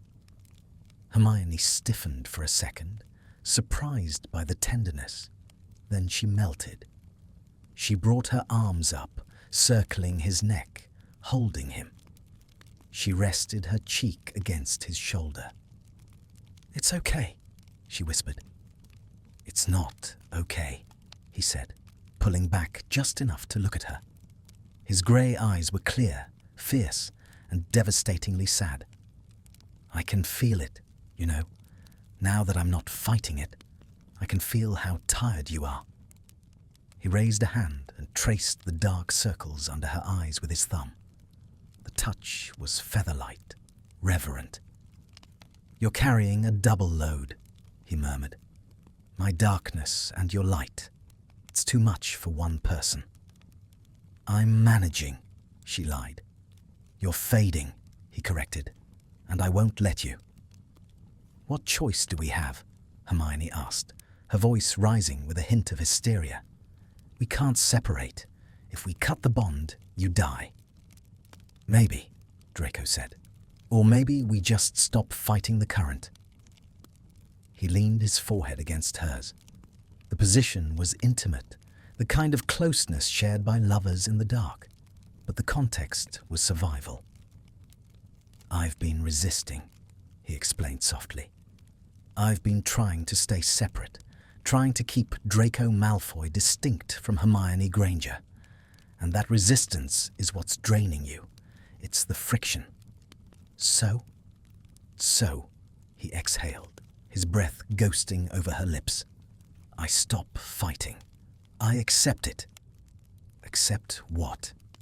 "That I am yours." The words were simple, but they carried the weight of a vow. Draco closed his eyes and dropped his mental shields. He stopped trying to wall off his mind from the bond. He stopped trying to filter the magic she gave him. He just opened. The effect was instantaneous. Hermione gasped. The strain on her core vanished. The jagged, scratching sensation of the shard inside her smoothed out. It wasn't that the weight was gone. It was that the weight was no longer dead. It was cooperating. She felt his consciousness brush against hers, not as an invader, but as a partner. She felt his regret, his fear, and underneath it all, a profound, overwhelming gratitude that tasted like salt and iron. She shivered. It was incredibly intimate. It was closer than sex. It was two souls occupying the same space, overlapping, bleeding into each other. "Better," he whispered, not opening his eyes. "Different," she breathed. "Intense." "I can feel your heart beating," he murmured. "It's fast. So is yours." Draco opened his eyes. They were dark, dilated. He looked at her mouth. The desire was there. It had been there since the transfer, but now it was mixed with something far more dangerous: devotion. "I don't know where I end and you begin anymore," he confessed. "Does it matter?" Hermione asked, her voice barely a whisper. Draco shook his head slowly. "No, not anymore." He leaned in. He didn't rush. He gave her every second to push him away. But Hermione didn't push. She rose on her tiptoes to meet him. The kiss was soft. It wasn't the frantic, life-saving collision of before. It was a question. It was a testing of waters. His lips were cool. Hers were warm. He tasted of tea and sorrow. He kissed her like she was made of glass, and he was the stone that could shatter her. He kissed her with an apology in every movement of his mouth. Hermione made a small sound in her throat and deepened it. She wound her fingers into the hair at the nape of his neck, pulling him closer. The bond flared, wrapping around them like a warm blanket, sealing the room, the world, the universe out. For a moment, there was no curse, no Horcrux, no ministry. There was just a man and a woman in a dim room, finding solace in the wreckage of their lives. Draco pulled back, just an inch, his forehead resting against hers again. His breathing was ragged. "This is dangerous," he whispered. "If we do this, if we stop being clinical, it will be impossible to go back."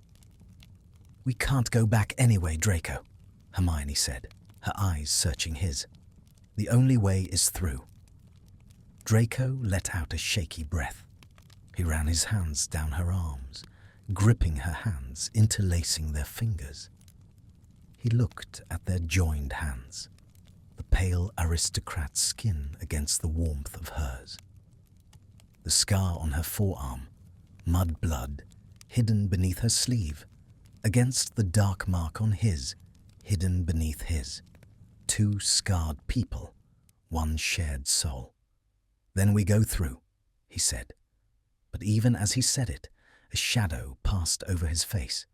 He looked over her shoulder at the black notebook on the desk, at the notes, at the reality of their situation. He knew something she didn't, or rather, he had accepted a truth she was still trying to outsmart. This peace was temporary. The bond was stable now, yes, but a vessel was only meant to hold one soul. Eventually, the pressure would crack the glass. He squeezed her hand. "I will protect you," he swore, his voice low and fierce, "even from myself." Hermione smiled, a sad, tired smile. "I know." She didn't see the calculation in his eyes. She didn't see that he was already weighing the cost. He had accepted the monster, yes, but he had also decided that the monster would not be allowed to eat the girl. "Come," he said, pulling her gently toward the sofa. "You need to sleep, real sleep." "I have work." "The work can wait. The vessel needs rest." He sat down on the sofa and pulled her down with him. He lay back, arranging the robes over them. Hermione hesitated only for a second before curling into him, her head on his chest, her ear pressed against the steady thump of his heart, the heart she was keeping beating. Draco wrapped his arms around her, holding her tight. He stared into the darkness of the office, his eyes wide and unblinking. He held her as she fell asleep. He felt the bond settle into a rhythmic, peaceful hum. And in the silence, Draco Malfoy began to say goodbye.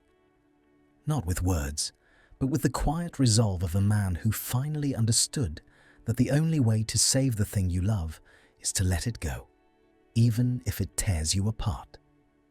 The choice was coming, and he knew exactly which one he had to make.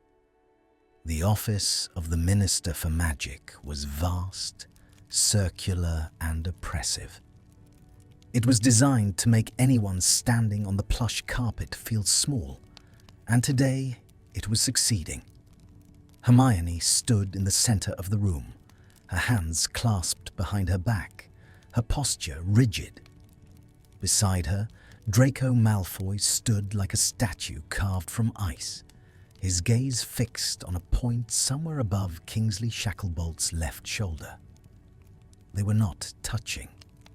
They were forcing a gap of 6 inches between their shoulders. But the air in that gap was shivering, warping like heat haze over tarmac. Across the desk, Kingsley looked weary. He placed a thick file on the mahogany surface. It landed with a heavy thud that echoed in the silence. "We have reviewed the Unspeakable's report," Kingsley said, his deep voice lacking its usual warmth. "The situation is, unprecedented and dangerous. "It is stable," Hermione said immediately. Her voice was sharp, defensive. "It is parasitic," Kingsley corrected gently. He looked at Draco, not with malice, but with pity.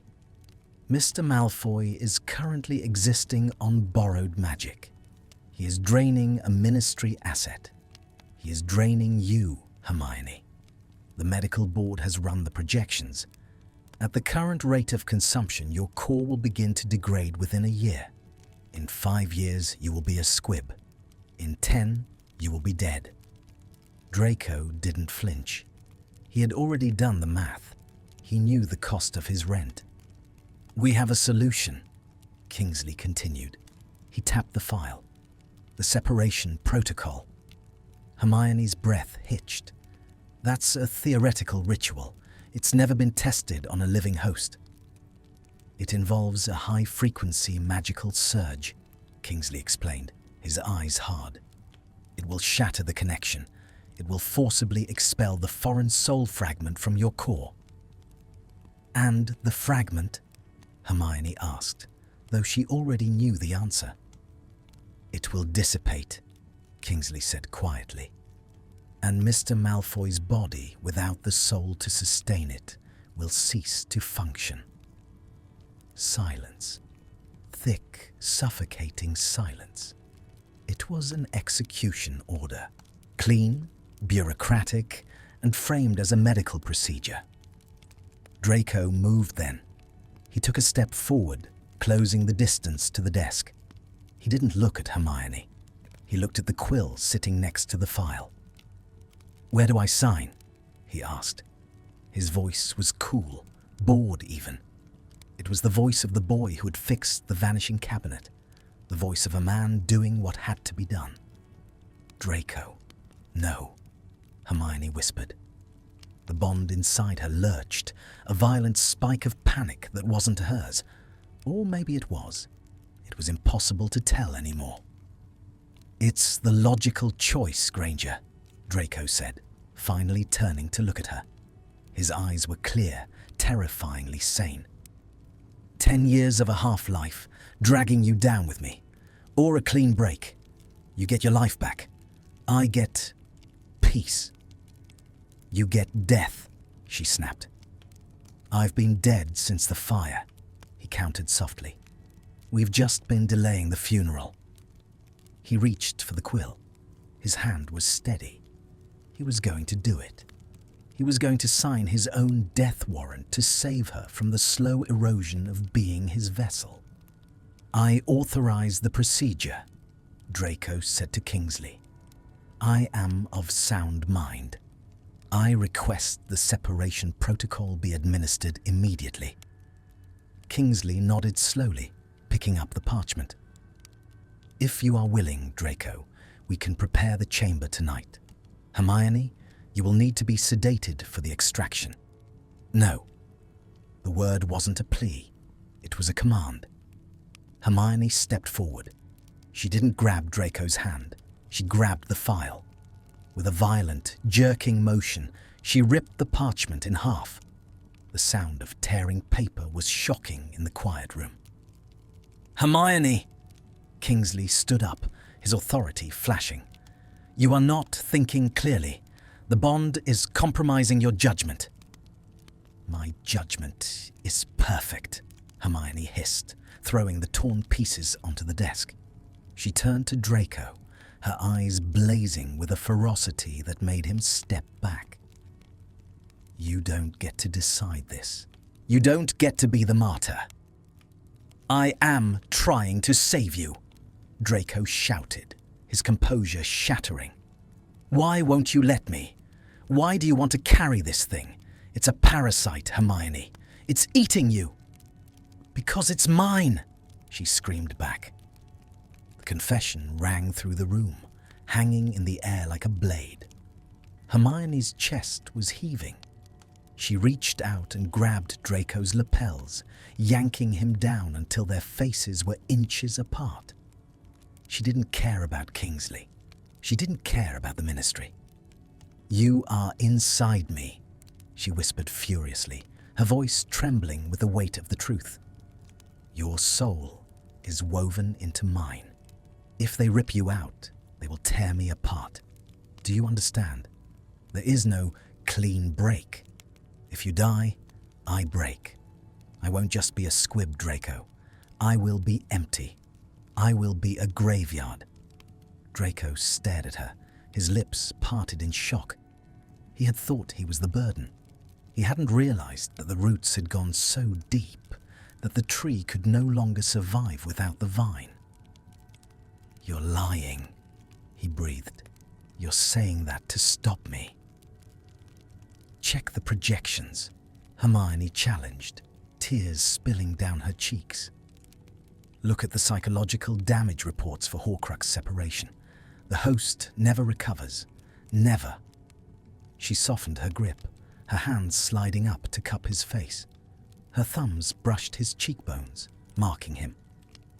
We are not two people anymore, she said, her voice dropping to a terrifyingly tender register. We are a closed system. You survive because of me. I remain whole because of you. That is the bargain. Draco closed his eyes. He leaned into her touch, defeated by the undeniable logic of her desperation. He felt the bond humming between them, warm, golden, infinite. It was a trap, but it was a warm trap. So, that's it, he whispered. We just exist, tied together like dogs. We live, Hermione corrected. We live. She turned back to Kingsley, keeping one hand firmly on Draco's arm. The Minister for Magic was watching them with a mix of horror and resignation. He saw it. He saw the way they leaned into each other, the way their magic bled together in the air, creating a static field that made the hair on his arms stand up. They were no longer employees. They were an entity. We decline the procedure, Hermione stated formally. We will manage the condition ourselves. Hermione, Kingsley sighed, sitting back heavily. You know I can't let you work in the Department of Mysteries like this. It's a security risk. You are compromised. Then I resign, she said. Draco's eyes snapped open. Granger! I resign, she repeated louder. I have enough savings. We have the Black Library. We will continue the research privately. You're giving up your career, Kingsley warned. Your reputation, everything you fought for. Hermione looked at Draco. She looked at the grey eyes that had haunted her nightmares and now anchored her reality. She looked at the man who was literally a part of her soul. I'm keeping the only thing that matters, she said. She turned to Draco. Let's go. It wasn't a question. It was a summons. Draco hesitated for a fraction of a second. He looked at the torn paper on the desk, the freedom he had almost grasped. Then he looked at her outstretched hand. He took it. The moment their skin touched, the room seemed to exhale. The tension broke. The bond settled, locking into place with the heavy, satisfying clunk of a vault door closing. They turned and walked out of the office. They didn't look back. The atrium was empty. It was late, past midnight. The golden statues were dark, their shadows stretching long and distorted across the floor. They walked in silence. Their footsteps clicked in unison on the black tiles, a single rhythm. They reached the heavy brass gates and pushed through into the London night. It was raining. A cold, relentless downpour that washed the grime of the city into the gutters. The streetlights reflected on the wet pavement in streaks of neon and yellow. Hermione stopped on the steps of the guest entrance. She didn't put up a shielding charm. She let the rain soak her hair, let the cold sting her cheeks. She needed to feel something that wasn't him, just for a moment. Draco stood beside her. He looked out at the street, at the Muggle cars hissing by on the wet tarmac. He looked pale, beautiful, and utterly terrified. "You threw it all away," he said quietly. The rain plastered his hair to his forehead. "For a ghost." "You're not a ghost, Draco," Hermione said, turning to face him. "Ghosts don't have heartbeats." She reached out and placed her hand flat on his chest.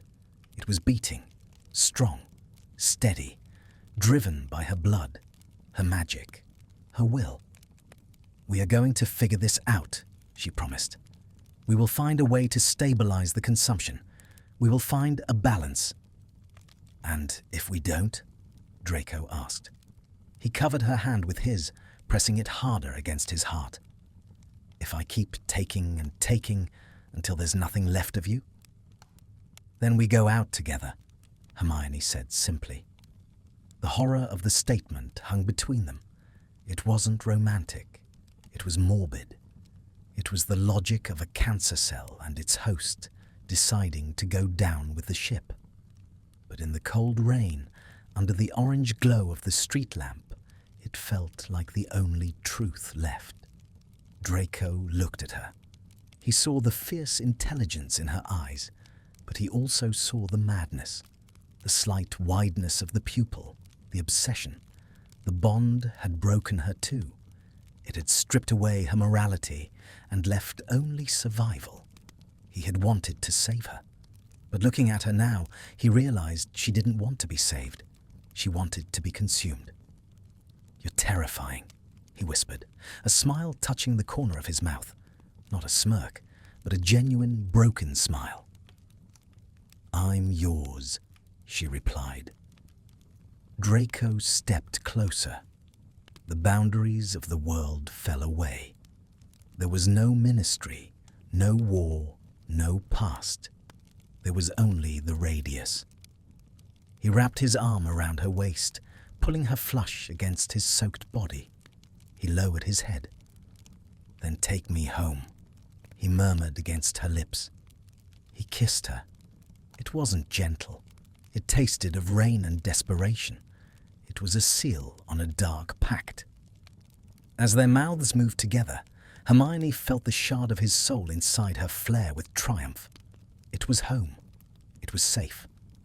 Draco kissed her like a man drowning, and Hermione kissed him like the water. They broke apart, breathless, forehead to forehead. "Ready?" she asked. Draco nodded. He intertwined his fingers with hers, a grip so tight it hurt. "Ready." They stepped off the curb into the darkness, walking into a future that was short, dangerous, and irrevocably intertwined. They were monsters now, both of them. But at least they were monsters in the same dark room. And, for tonight, that was enough. The door to number 12 Grimold Place closed with a finality that echoed in the marrow of their bones. The heavy iron lock clicked into place, sealing out the rain, the ministry, and the judgment of a world that believed in binary choices. Life or death, good or evil. Inside, the hallway was submerged in shadows and the smell of dust and ancient decaying magic. It was a house built for secrets, a tomb for the living. It was perfect. Hermione leaned back against the door, her wet robes dripping onto the floorboards. She didn't light her wand. The darkness felt safer. Beside her, Draco stood still, his presence a warm, vibrating weight against her shoulder. They didn't speak. There was no need. The bond between them had evolved past the need for language. It was a constant, low-frequency hum in the base of Hermione's skull, a stream of consciousness that wasn't entirely her own. She could feel his relief, cool and liquid, washing over her own exhaustion. "We're here," Draco whispered. His voice was swallowed by the house. "Yes," Hermione breathed. "We're here." She pushed herself off the door and walked down the long hallway toward the kitchen. She didn't need to ask if he was following. He was always following. The radius of their existence had shrunk to the size of a room. Days turned into nights, and nights bled into days. Time in Grimmauld Place became a fluid, irrelevant concept. They didn't wake up to alarms. They woke up when the bond settled. They didn't eat at set hours. They ate when the hunger, physical or magical, became too sharp to ignore. It was a domesticity of the damned. Hermione sat at the long wooden table in the kitchen, surrounded by towers of books. The Black family library was a treasure trove of dark, esoteric magic, and she was devouring it with a feverish intensity. Soul siphoning, long-term effects, symbiotic curses of the 12th century, the ethics of necromancy. She turned a page, her hand trembling slightly. It was a small tremor, barely a flutter in her fingers. But to Hermione, it felt like an earthquake. She clenched her hand into a fist, forcing it still. She was cold. She was always cold now. It was as if her internal furnace had been diverted, the heat piped directly into the man sitting across from her. Draco. He was reading a scroll on blood-replenishing potions. He looked magnificent. The transformation was terrifying. His skin, once grey and papery, now possessed a pearlescent, healthy sheen. His hair was thick and soft. His eyes were sharp, clear and brimming with a power that crackled in the air around him. He was thriving. He was blooming in the soil of her decay. Hermione watched him over the top of her book. A wave of dizziness washed over her, a momentary grey out of her vision. She blinked it away, biting the inside of her cheek to ground herself. Draco's head snapped up instantly. He hadn't seen her stumble. He hadn't seen the tremor, but he had felt the dip in the current. "What is it?" he demanded, his voice sharp. He dropped the scroll. "Nothing," Hermione lied, turning a page. "Just a headache. The lighting in here is terrible." Draco narrowed his eyes. He stood up and walked around the table. He moved with a predatory grace that he hadn't possessed even before the war. He stopped behind her chair. He didn't touch her. He didn't have to. He loomed, and the proximity sent a rush of energy through the bond. It felt like a shot of adrenaline. Hermione's headache vanished. The cold in her fingertips receded, replaced by the borrowed warmth of his presence. It was a closed loop. She gave him her life force. He processed it, amplified it, and radiated it back to her. But the laws of thermodynamics were cruel. Energy was always lost in the transfer. The system was leaking. "You're lying," Draco said softly. He reached down and took her left hand, the one she had clenched in her lap. He unfolded her fingers. They were stiff, pale, the nail beds tinged with blue. Draco stared at her hand. Then he placed his own beside it. His skin was flush with pink, warm and vibrant. The contrast was nauseating. "Look at this," he whispered, anger and horror warring in his tone. "Look at the difference, Hermione." "I'm tired, Draco. It's just fatigue." "It's not fatigue. It's consumption." He dropped her hand as if it burned him and backed away. "I am drinking you dry. Even sitting here, doing nothing, I am taking too much." "We are stabilizing," she insisted, spinning her chair around to face him. "The rate of transfer has slowed since we left the ministry. The stress was exacerbating it." "The rate has slowed because there is less to take," Draco shouted. The sound echoed off the stone walls. He paced the kitchen, his hands raking through his hair. "I can feel it, Granger. Do you think I can't? I can feel the edges of your magic fraying. It used to be a river. Now it's a stream. And I can't stop drinking." He stopped pacing and looked at her, his expression shattering. "I'm a tick," he said, his voice trembling with self-loathing. "I'm a parasite bloated on your blood, and you're just sitting there reading books about how to be a better host." Hermione stood up. Her legs felt heavy, but she forced them to hold her. She walked over to him, entering his space. "I am not a host," she said fiercely. "I am a partner, and you are not a parasite. You are the anchor. I'm the weight that's drowning you. Then drown with me." She grabbed his face, pulling him down. The contact sparked, a violet flash of static electricity that stung their skin. "Listen to me," she hissed, staring into his wide, panicked eyes. "There is no going back. We made the choice. If I fade, I fade. But I am not going to spend whatever time I have left fighting you on the math. I accept the cost, Draco. Why can't you?" Draco stared at her. He saw the stubborn set of her jaw, the fire that still burned in her eyes, even if the fuel was running low. He saw the woman who had defied Dark Lords and torture, now defying biology itself for his sake. He crumbled.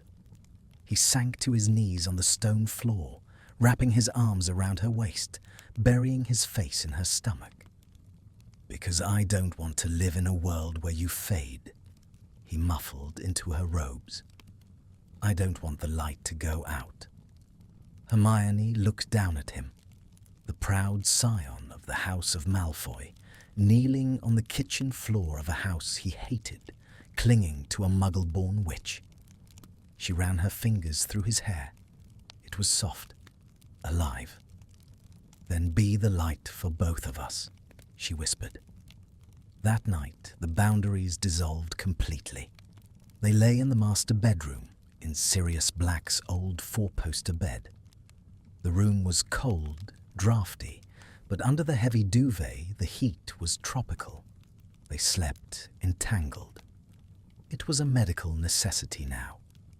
If they lost contact for more than an hour, Hermione would wake up shivering uncontrollably, and Draco would wake up gasping for air. Hermione lay on her back, staring at the canopy. Draco was asleep, or hovering in that twilight state between sleep and the bond, with his head on her chest, his arm thrown heavy across her legs. She could feel his dreams. They weren't images exactly. They were impressions, a sensation of falling, a feeling of frantic searching, a deep, abiding cold that only receded when he found a source of amber warmth. She closed her eyes and let her own consciousness drift down the tether. She found him there, in the dark water of their shared mind. "Draco?" she thought. "I'm here," came the answer. It wasn't a voice. It was a presence wrapping around hers. "You're awake. I can't sleep. Your heart is skipping beats." Hermione frowned in the dark. "It's not. It is. I can hear it. It stumbles. Every 40-second beat." He shifted, sliding up her body until his face was level with hers. In the darkness, his eyes were pools of bioluminescence, reflecting the faint moonlight from the window. "I'm scared," he whispered aloud. The sound was shocking in the quiet room. "I know," Hermione whispered back. "Not of dying," he clarified. He moved his hand to her neck, his thumb resting gently on her pulse point, monitoring the rhythm he had criticized. "I'm scared of what happens when the line blurs too much. I'm starting to forget things, Hermione." "What things?" I forget why I hated you." Hermione let out a soft, breathless laugh. "That was a long time ago, Draco." "No." He shook his head, his nose brushing against hers. "I mean, I forget the feeling of being separate. I look at my hands, and I expect them to be yours. I have a thought, and I don't know if it started in my head or yours. I'm losing myself, and I don't mind." He paused, his breath hitching. "That's the horror, isn't it? I don't mind being erased, as long as I'm erased into you."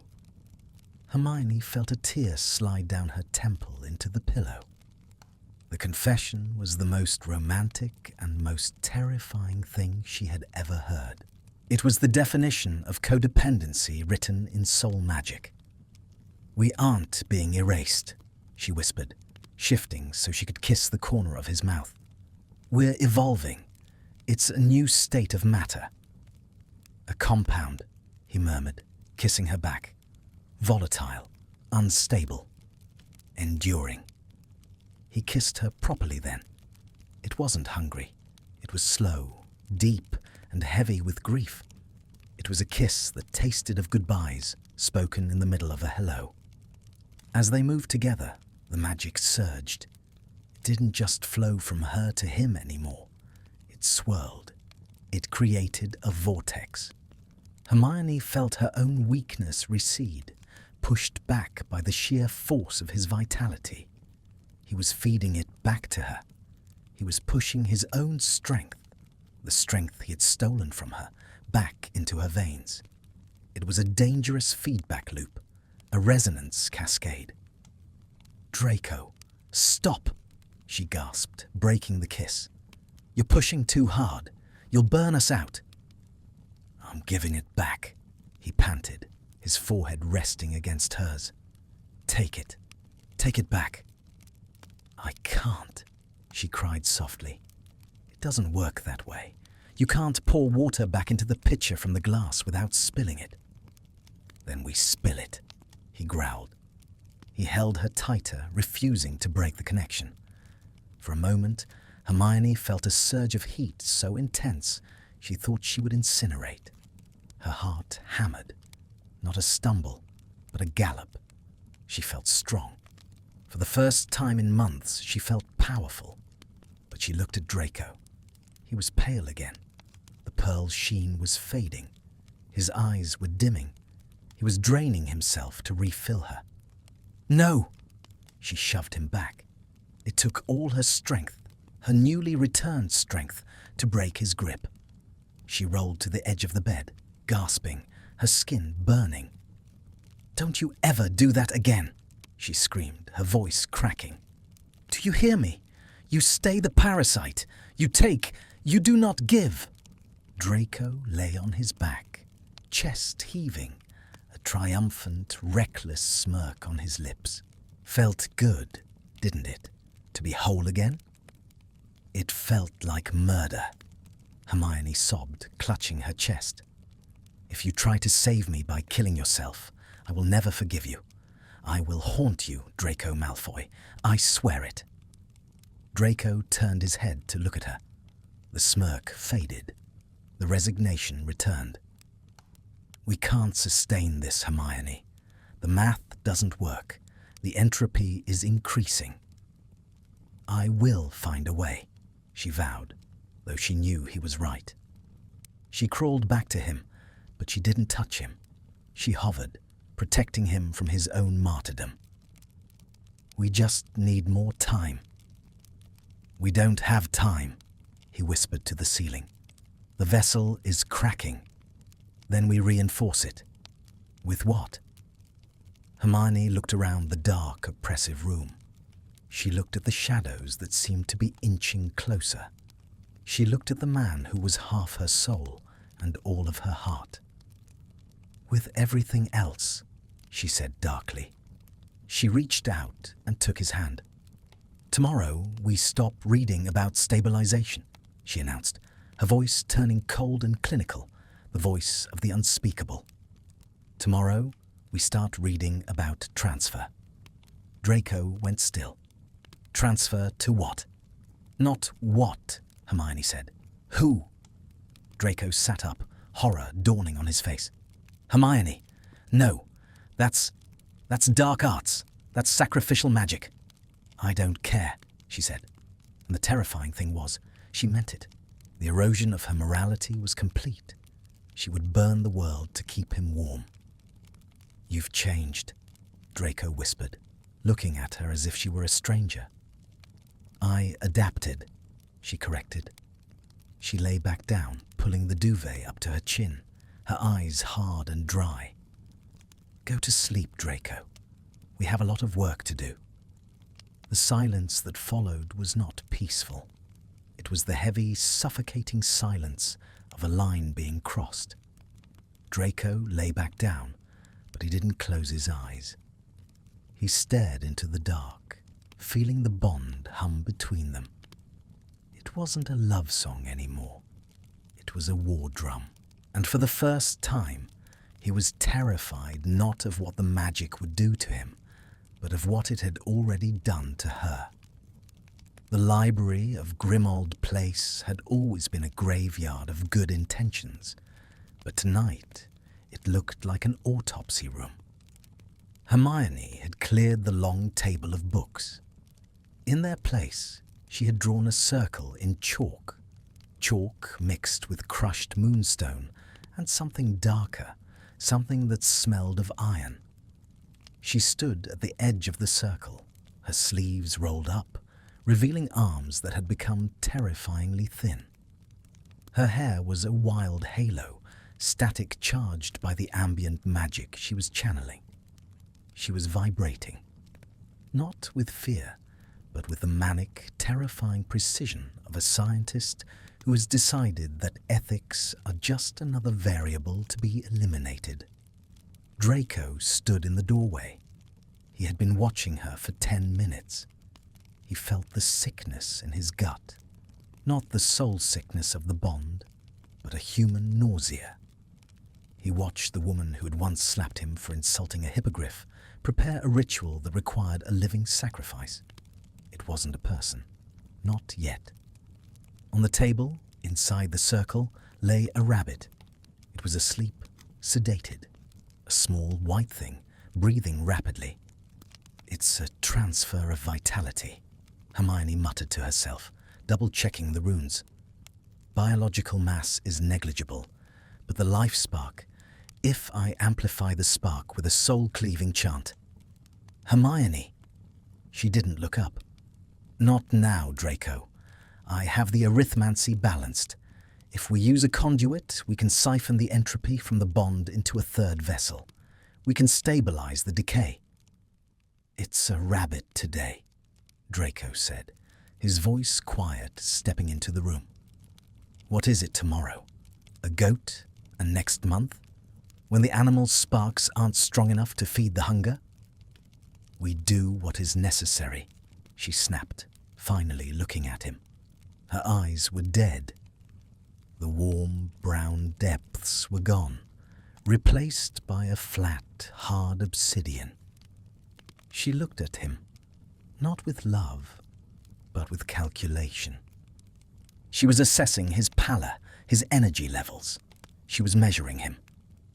"This is dark magic, Granger, the kind that stains." "I am already stained," she cried, throwing the piece of chalk against the wall. It exploded in a puff of white dust. "I am carrying a Horcrux, Draco. I am literally harboring a piece of dark soul in my heart. Do not lecture me on purity." "I'm not lecturing you on purity," he said, walking toward her, ignoring the chalk circle, scuffing the lines with his boots. "I'm telling you that this is the line. You don't cross this."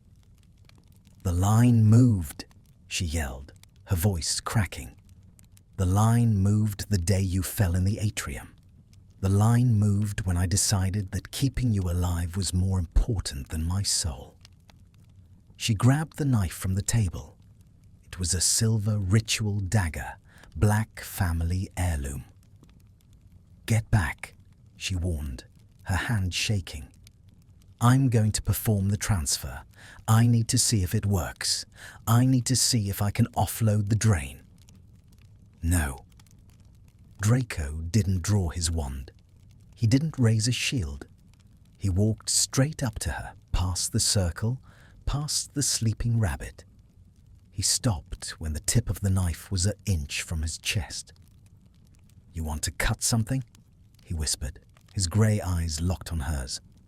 "Cut me. I'm the source. I'm the disease. If you want to fix it, Hermione, you cut it out." "I can't," she sobbed, the mania suddenly breaking, leaving her trembling. "You know I can't. It will kill you. And this." He gestured to the room, to the madness, to her. "This is killing you, not your body. That I could handle. But it's killing you, Hermione. It's eating your conscience. It's turning the brightest witch of her age into a butcher." He reached out and wrapped his hand around the blade of the knife. "Draco, don't." He tightened his grip. Blood welled up between his fingers, dark and rich. "Let go," he commanded softly. Hermione stared at the blood. She could smell it. And God help her, the shard inside her wanted it. It lurched in her chest, a hungry, jagged thing. She dropped the handle as if it were red hot. The knife clattered to the floor. Draco didn't look at his hand. He looked at her. He saw the horror in her eyes, not at the blood, but at her own reaction to it. She had wanted to feed. "We are done," he said. His voice was final. "No more research, no more rituals, no more trying to cheat the cost." "Then what?" she whispered, sinking to the floor, her legs giving out. "We just wait? We wait for the lights to go out." Draco knelt beside her. He took his uninjured hand and brushed the hair back from her face. He looked tired, infinitely, centuries old. "We stop running," he said. "We stop trying to solve the equation. We accept the result. The result is death. The result," he corrected, "is that we are together until the end, however long that is. A week, a year, 10 years. He sat down on the dusty floorboards, leaning his back against the table leg, and pulled her into his lap. She came willingly, collapsing against him, a marionette with cut strings. She buried her face in his neck, inhaling the scent of him, soap, skin, and the metallic tang of the blood on his other hand. "I don't want to die, Draco," she confessed, her voice small. "I'm 21. I don't want to die." "I know," he soothed, rocking her slightly. "I know. But I can't let you go. I know that too." He healed his hand with a silent wave of his wand, the skin knitting together, but the blood remained on his cuff, a stark reminder. "We're going to leave London," he said, staring at the dark shelves. "There's a property in France. Remote, no ministry, no expectations. Draco. We go there," he continued, painting the picture for her, a lullaby for the damned. "We walk in the gardens, we drink wine, we sleep, and when a drain gets too bad, we rest. We don't fight it. We don't try to pump magic back and forth like water. We just let the level drop." "It will hurt," she whispered. "Yes," he agreed. "It will hurt, but it will be honest." Hermione closed her eyes. She imagined it. A slow fade. A life measured not in achievements or career goals, but in heartbeats shared. It was a terrifying shrinking of her world. It was a surrender. But as she lay there, listening to the steady thrum of the bond, that constant, demanding, beautiful noise, she realized she had already surrendered. She had surrendered in the room of requirement. She had surrendered in the atrium. She sat up slowly. She looked at the chalk circle. She looked at the sleeping rabbit. "Let it go," she said. Draco didn't hesitate. He banished the rabbit gently, sending it back to wherever she had summoned it from. He vanished the chalk lines. He vanished the knife. The room was just a library again, dark, cold, and empty. "France," she said, testing the word. France, he confirmed. Hermione looked at him, really looked at him. She saw the lines of strain around his mouth, the shadow of the soul she carried in his eyes. He was a ruin of a man, propped up by her spine, and she was a crumbling tower, held together by his gravity. "Kiss me," she said. It wasn't a request for affection. It was a need to seal the pact. Draco leaned in. The kiss was different this time. It wasn't the desperate resuscitation of the ministry floor. It wasn't the frantic, hungry consuming of the bedroom. It was heavy. It was slow. It tasted of finality. As their lips met, the bond flared, not with a spike of power, but with a deep, resonant settling, like a bell tolling underwater. It was the sound of two things fusing so completely that the seam vanished. Hermione felt the boundaries of her own skin dissolve. She felt his heartbeat as if it were inside her own ribcage. She felt the cold draft of the room, only because he felt it. She pulled back just an inch. "You are my Horcrux," she whispered, the theological impossibility becoming her emotional truth. "You are the part of me I cannot survive losing." Draco rested his forehead against hers. His eyes were closed, his lashes casting long shadows on his cheeks. "And you," he breathed, "are the only reason I have a soul at all." They sat there in the silence of the dead house, holding onto each other. The rain lashed against the windows, trying to get in, trying to wash them away. But inside the circle of their arms, it was quiet. They knew the ending. They knew the math. They knew that one day the magic would run out and the cold would win. They knew that one of them would likely wake up with a corpse in their arms, and the silence that followed would be the loudest sound in the world. But that was tomorrow, or next year. Tonight they were warm. Tonight they were alive. Draco shifted, pulling her closer, his hand tangling in her hair, anchoring her to the earth, anchoring her to him. "Stay," he whispered. "Always," she answered. And in the darkness of number 12 Grimmauld Place, the choice was made. Not to fix, not to cure, not to save, but simply to be. To burn down together, inch by inch, until there was nothing left but the ash of two stars that had dared to collide. The vessel was cracked, but it held. For now, it held. Horcrux. Thank you for listening to this story. This was not a typical romance.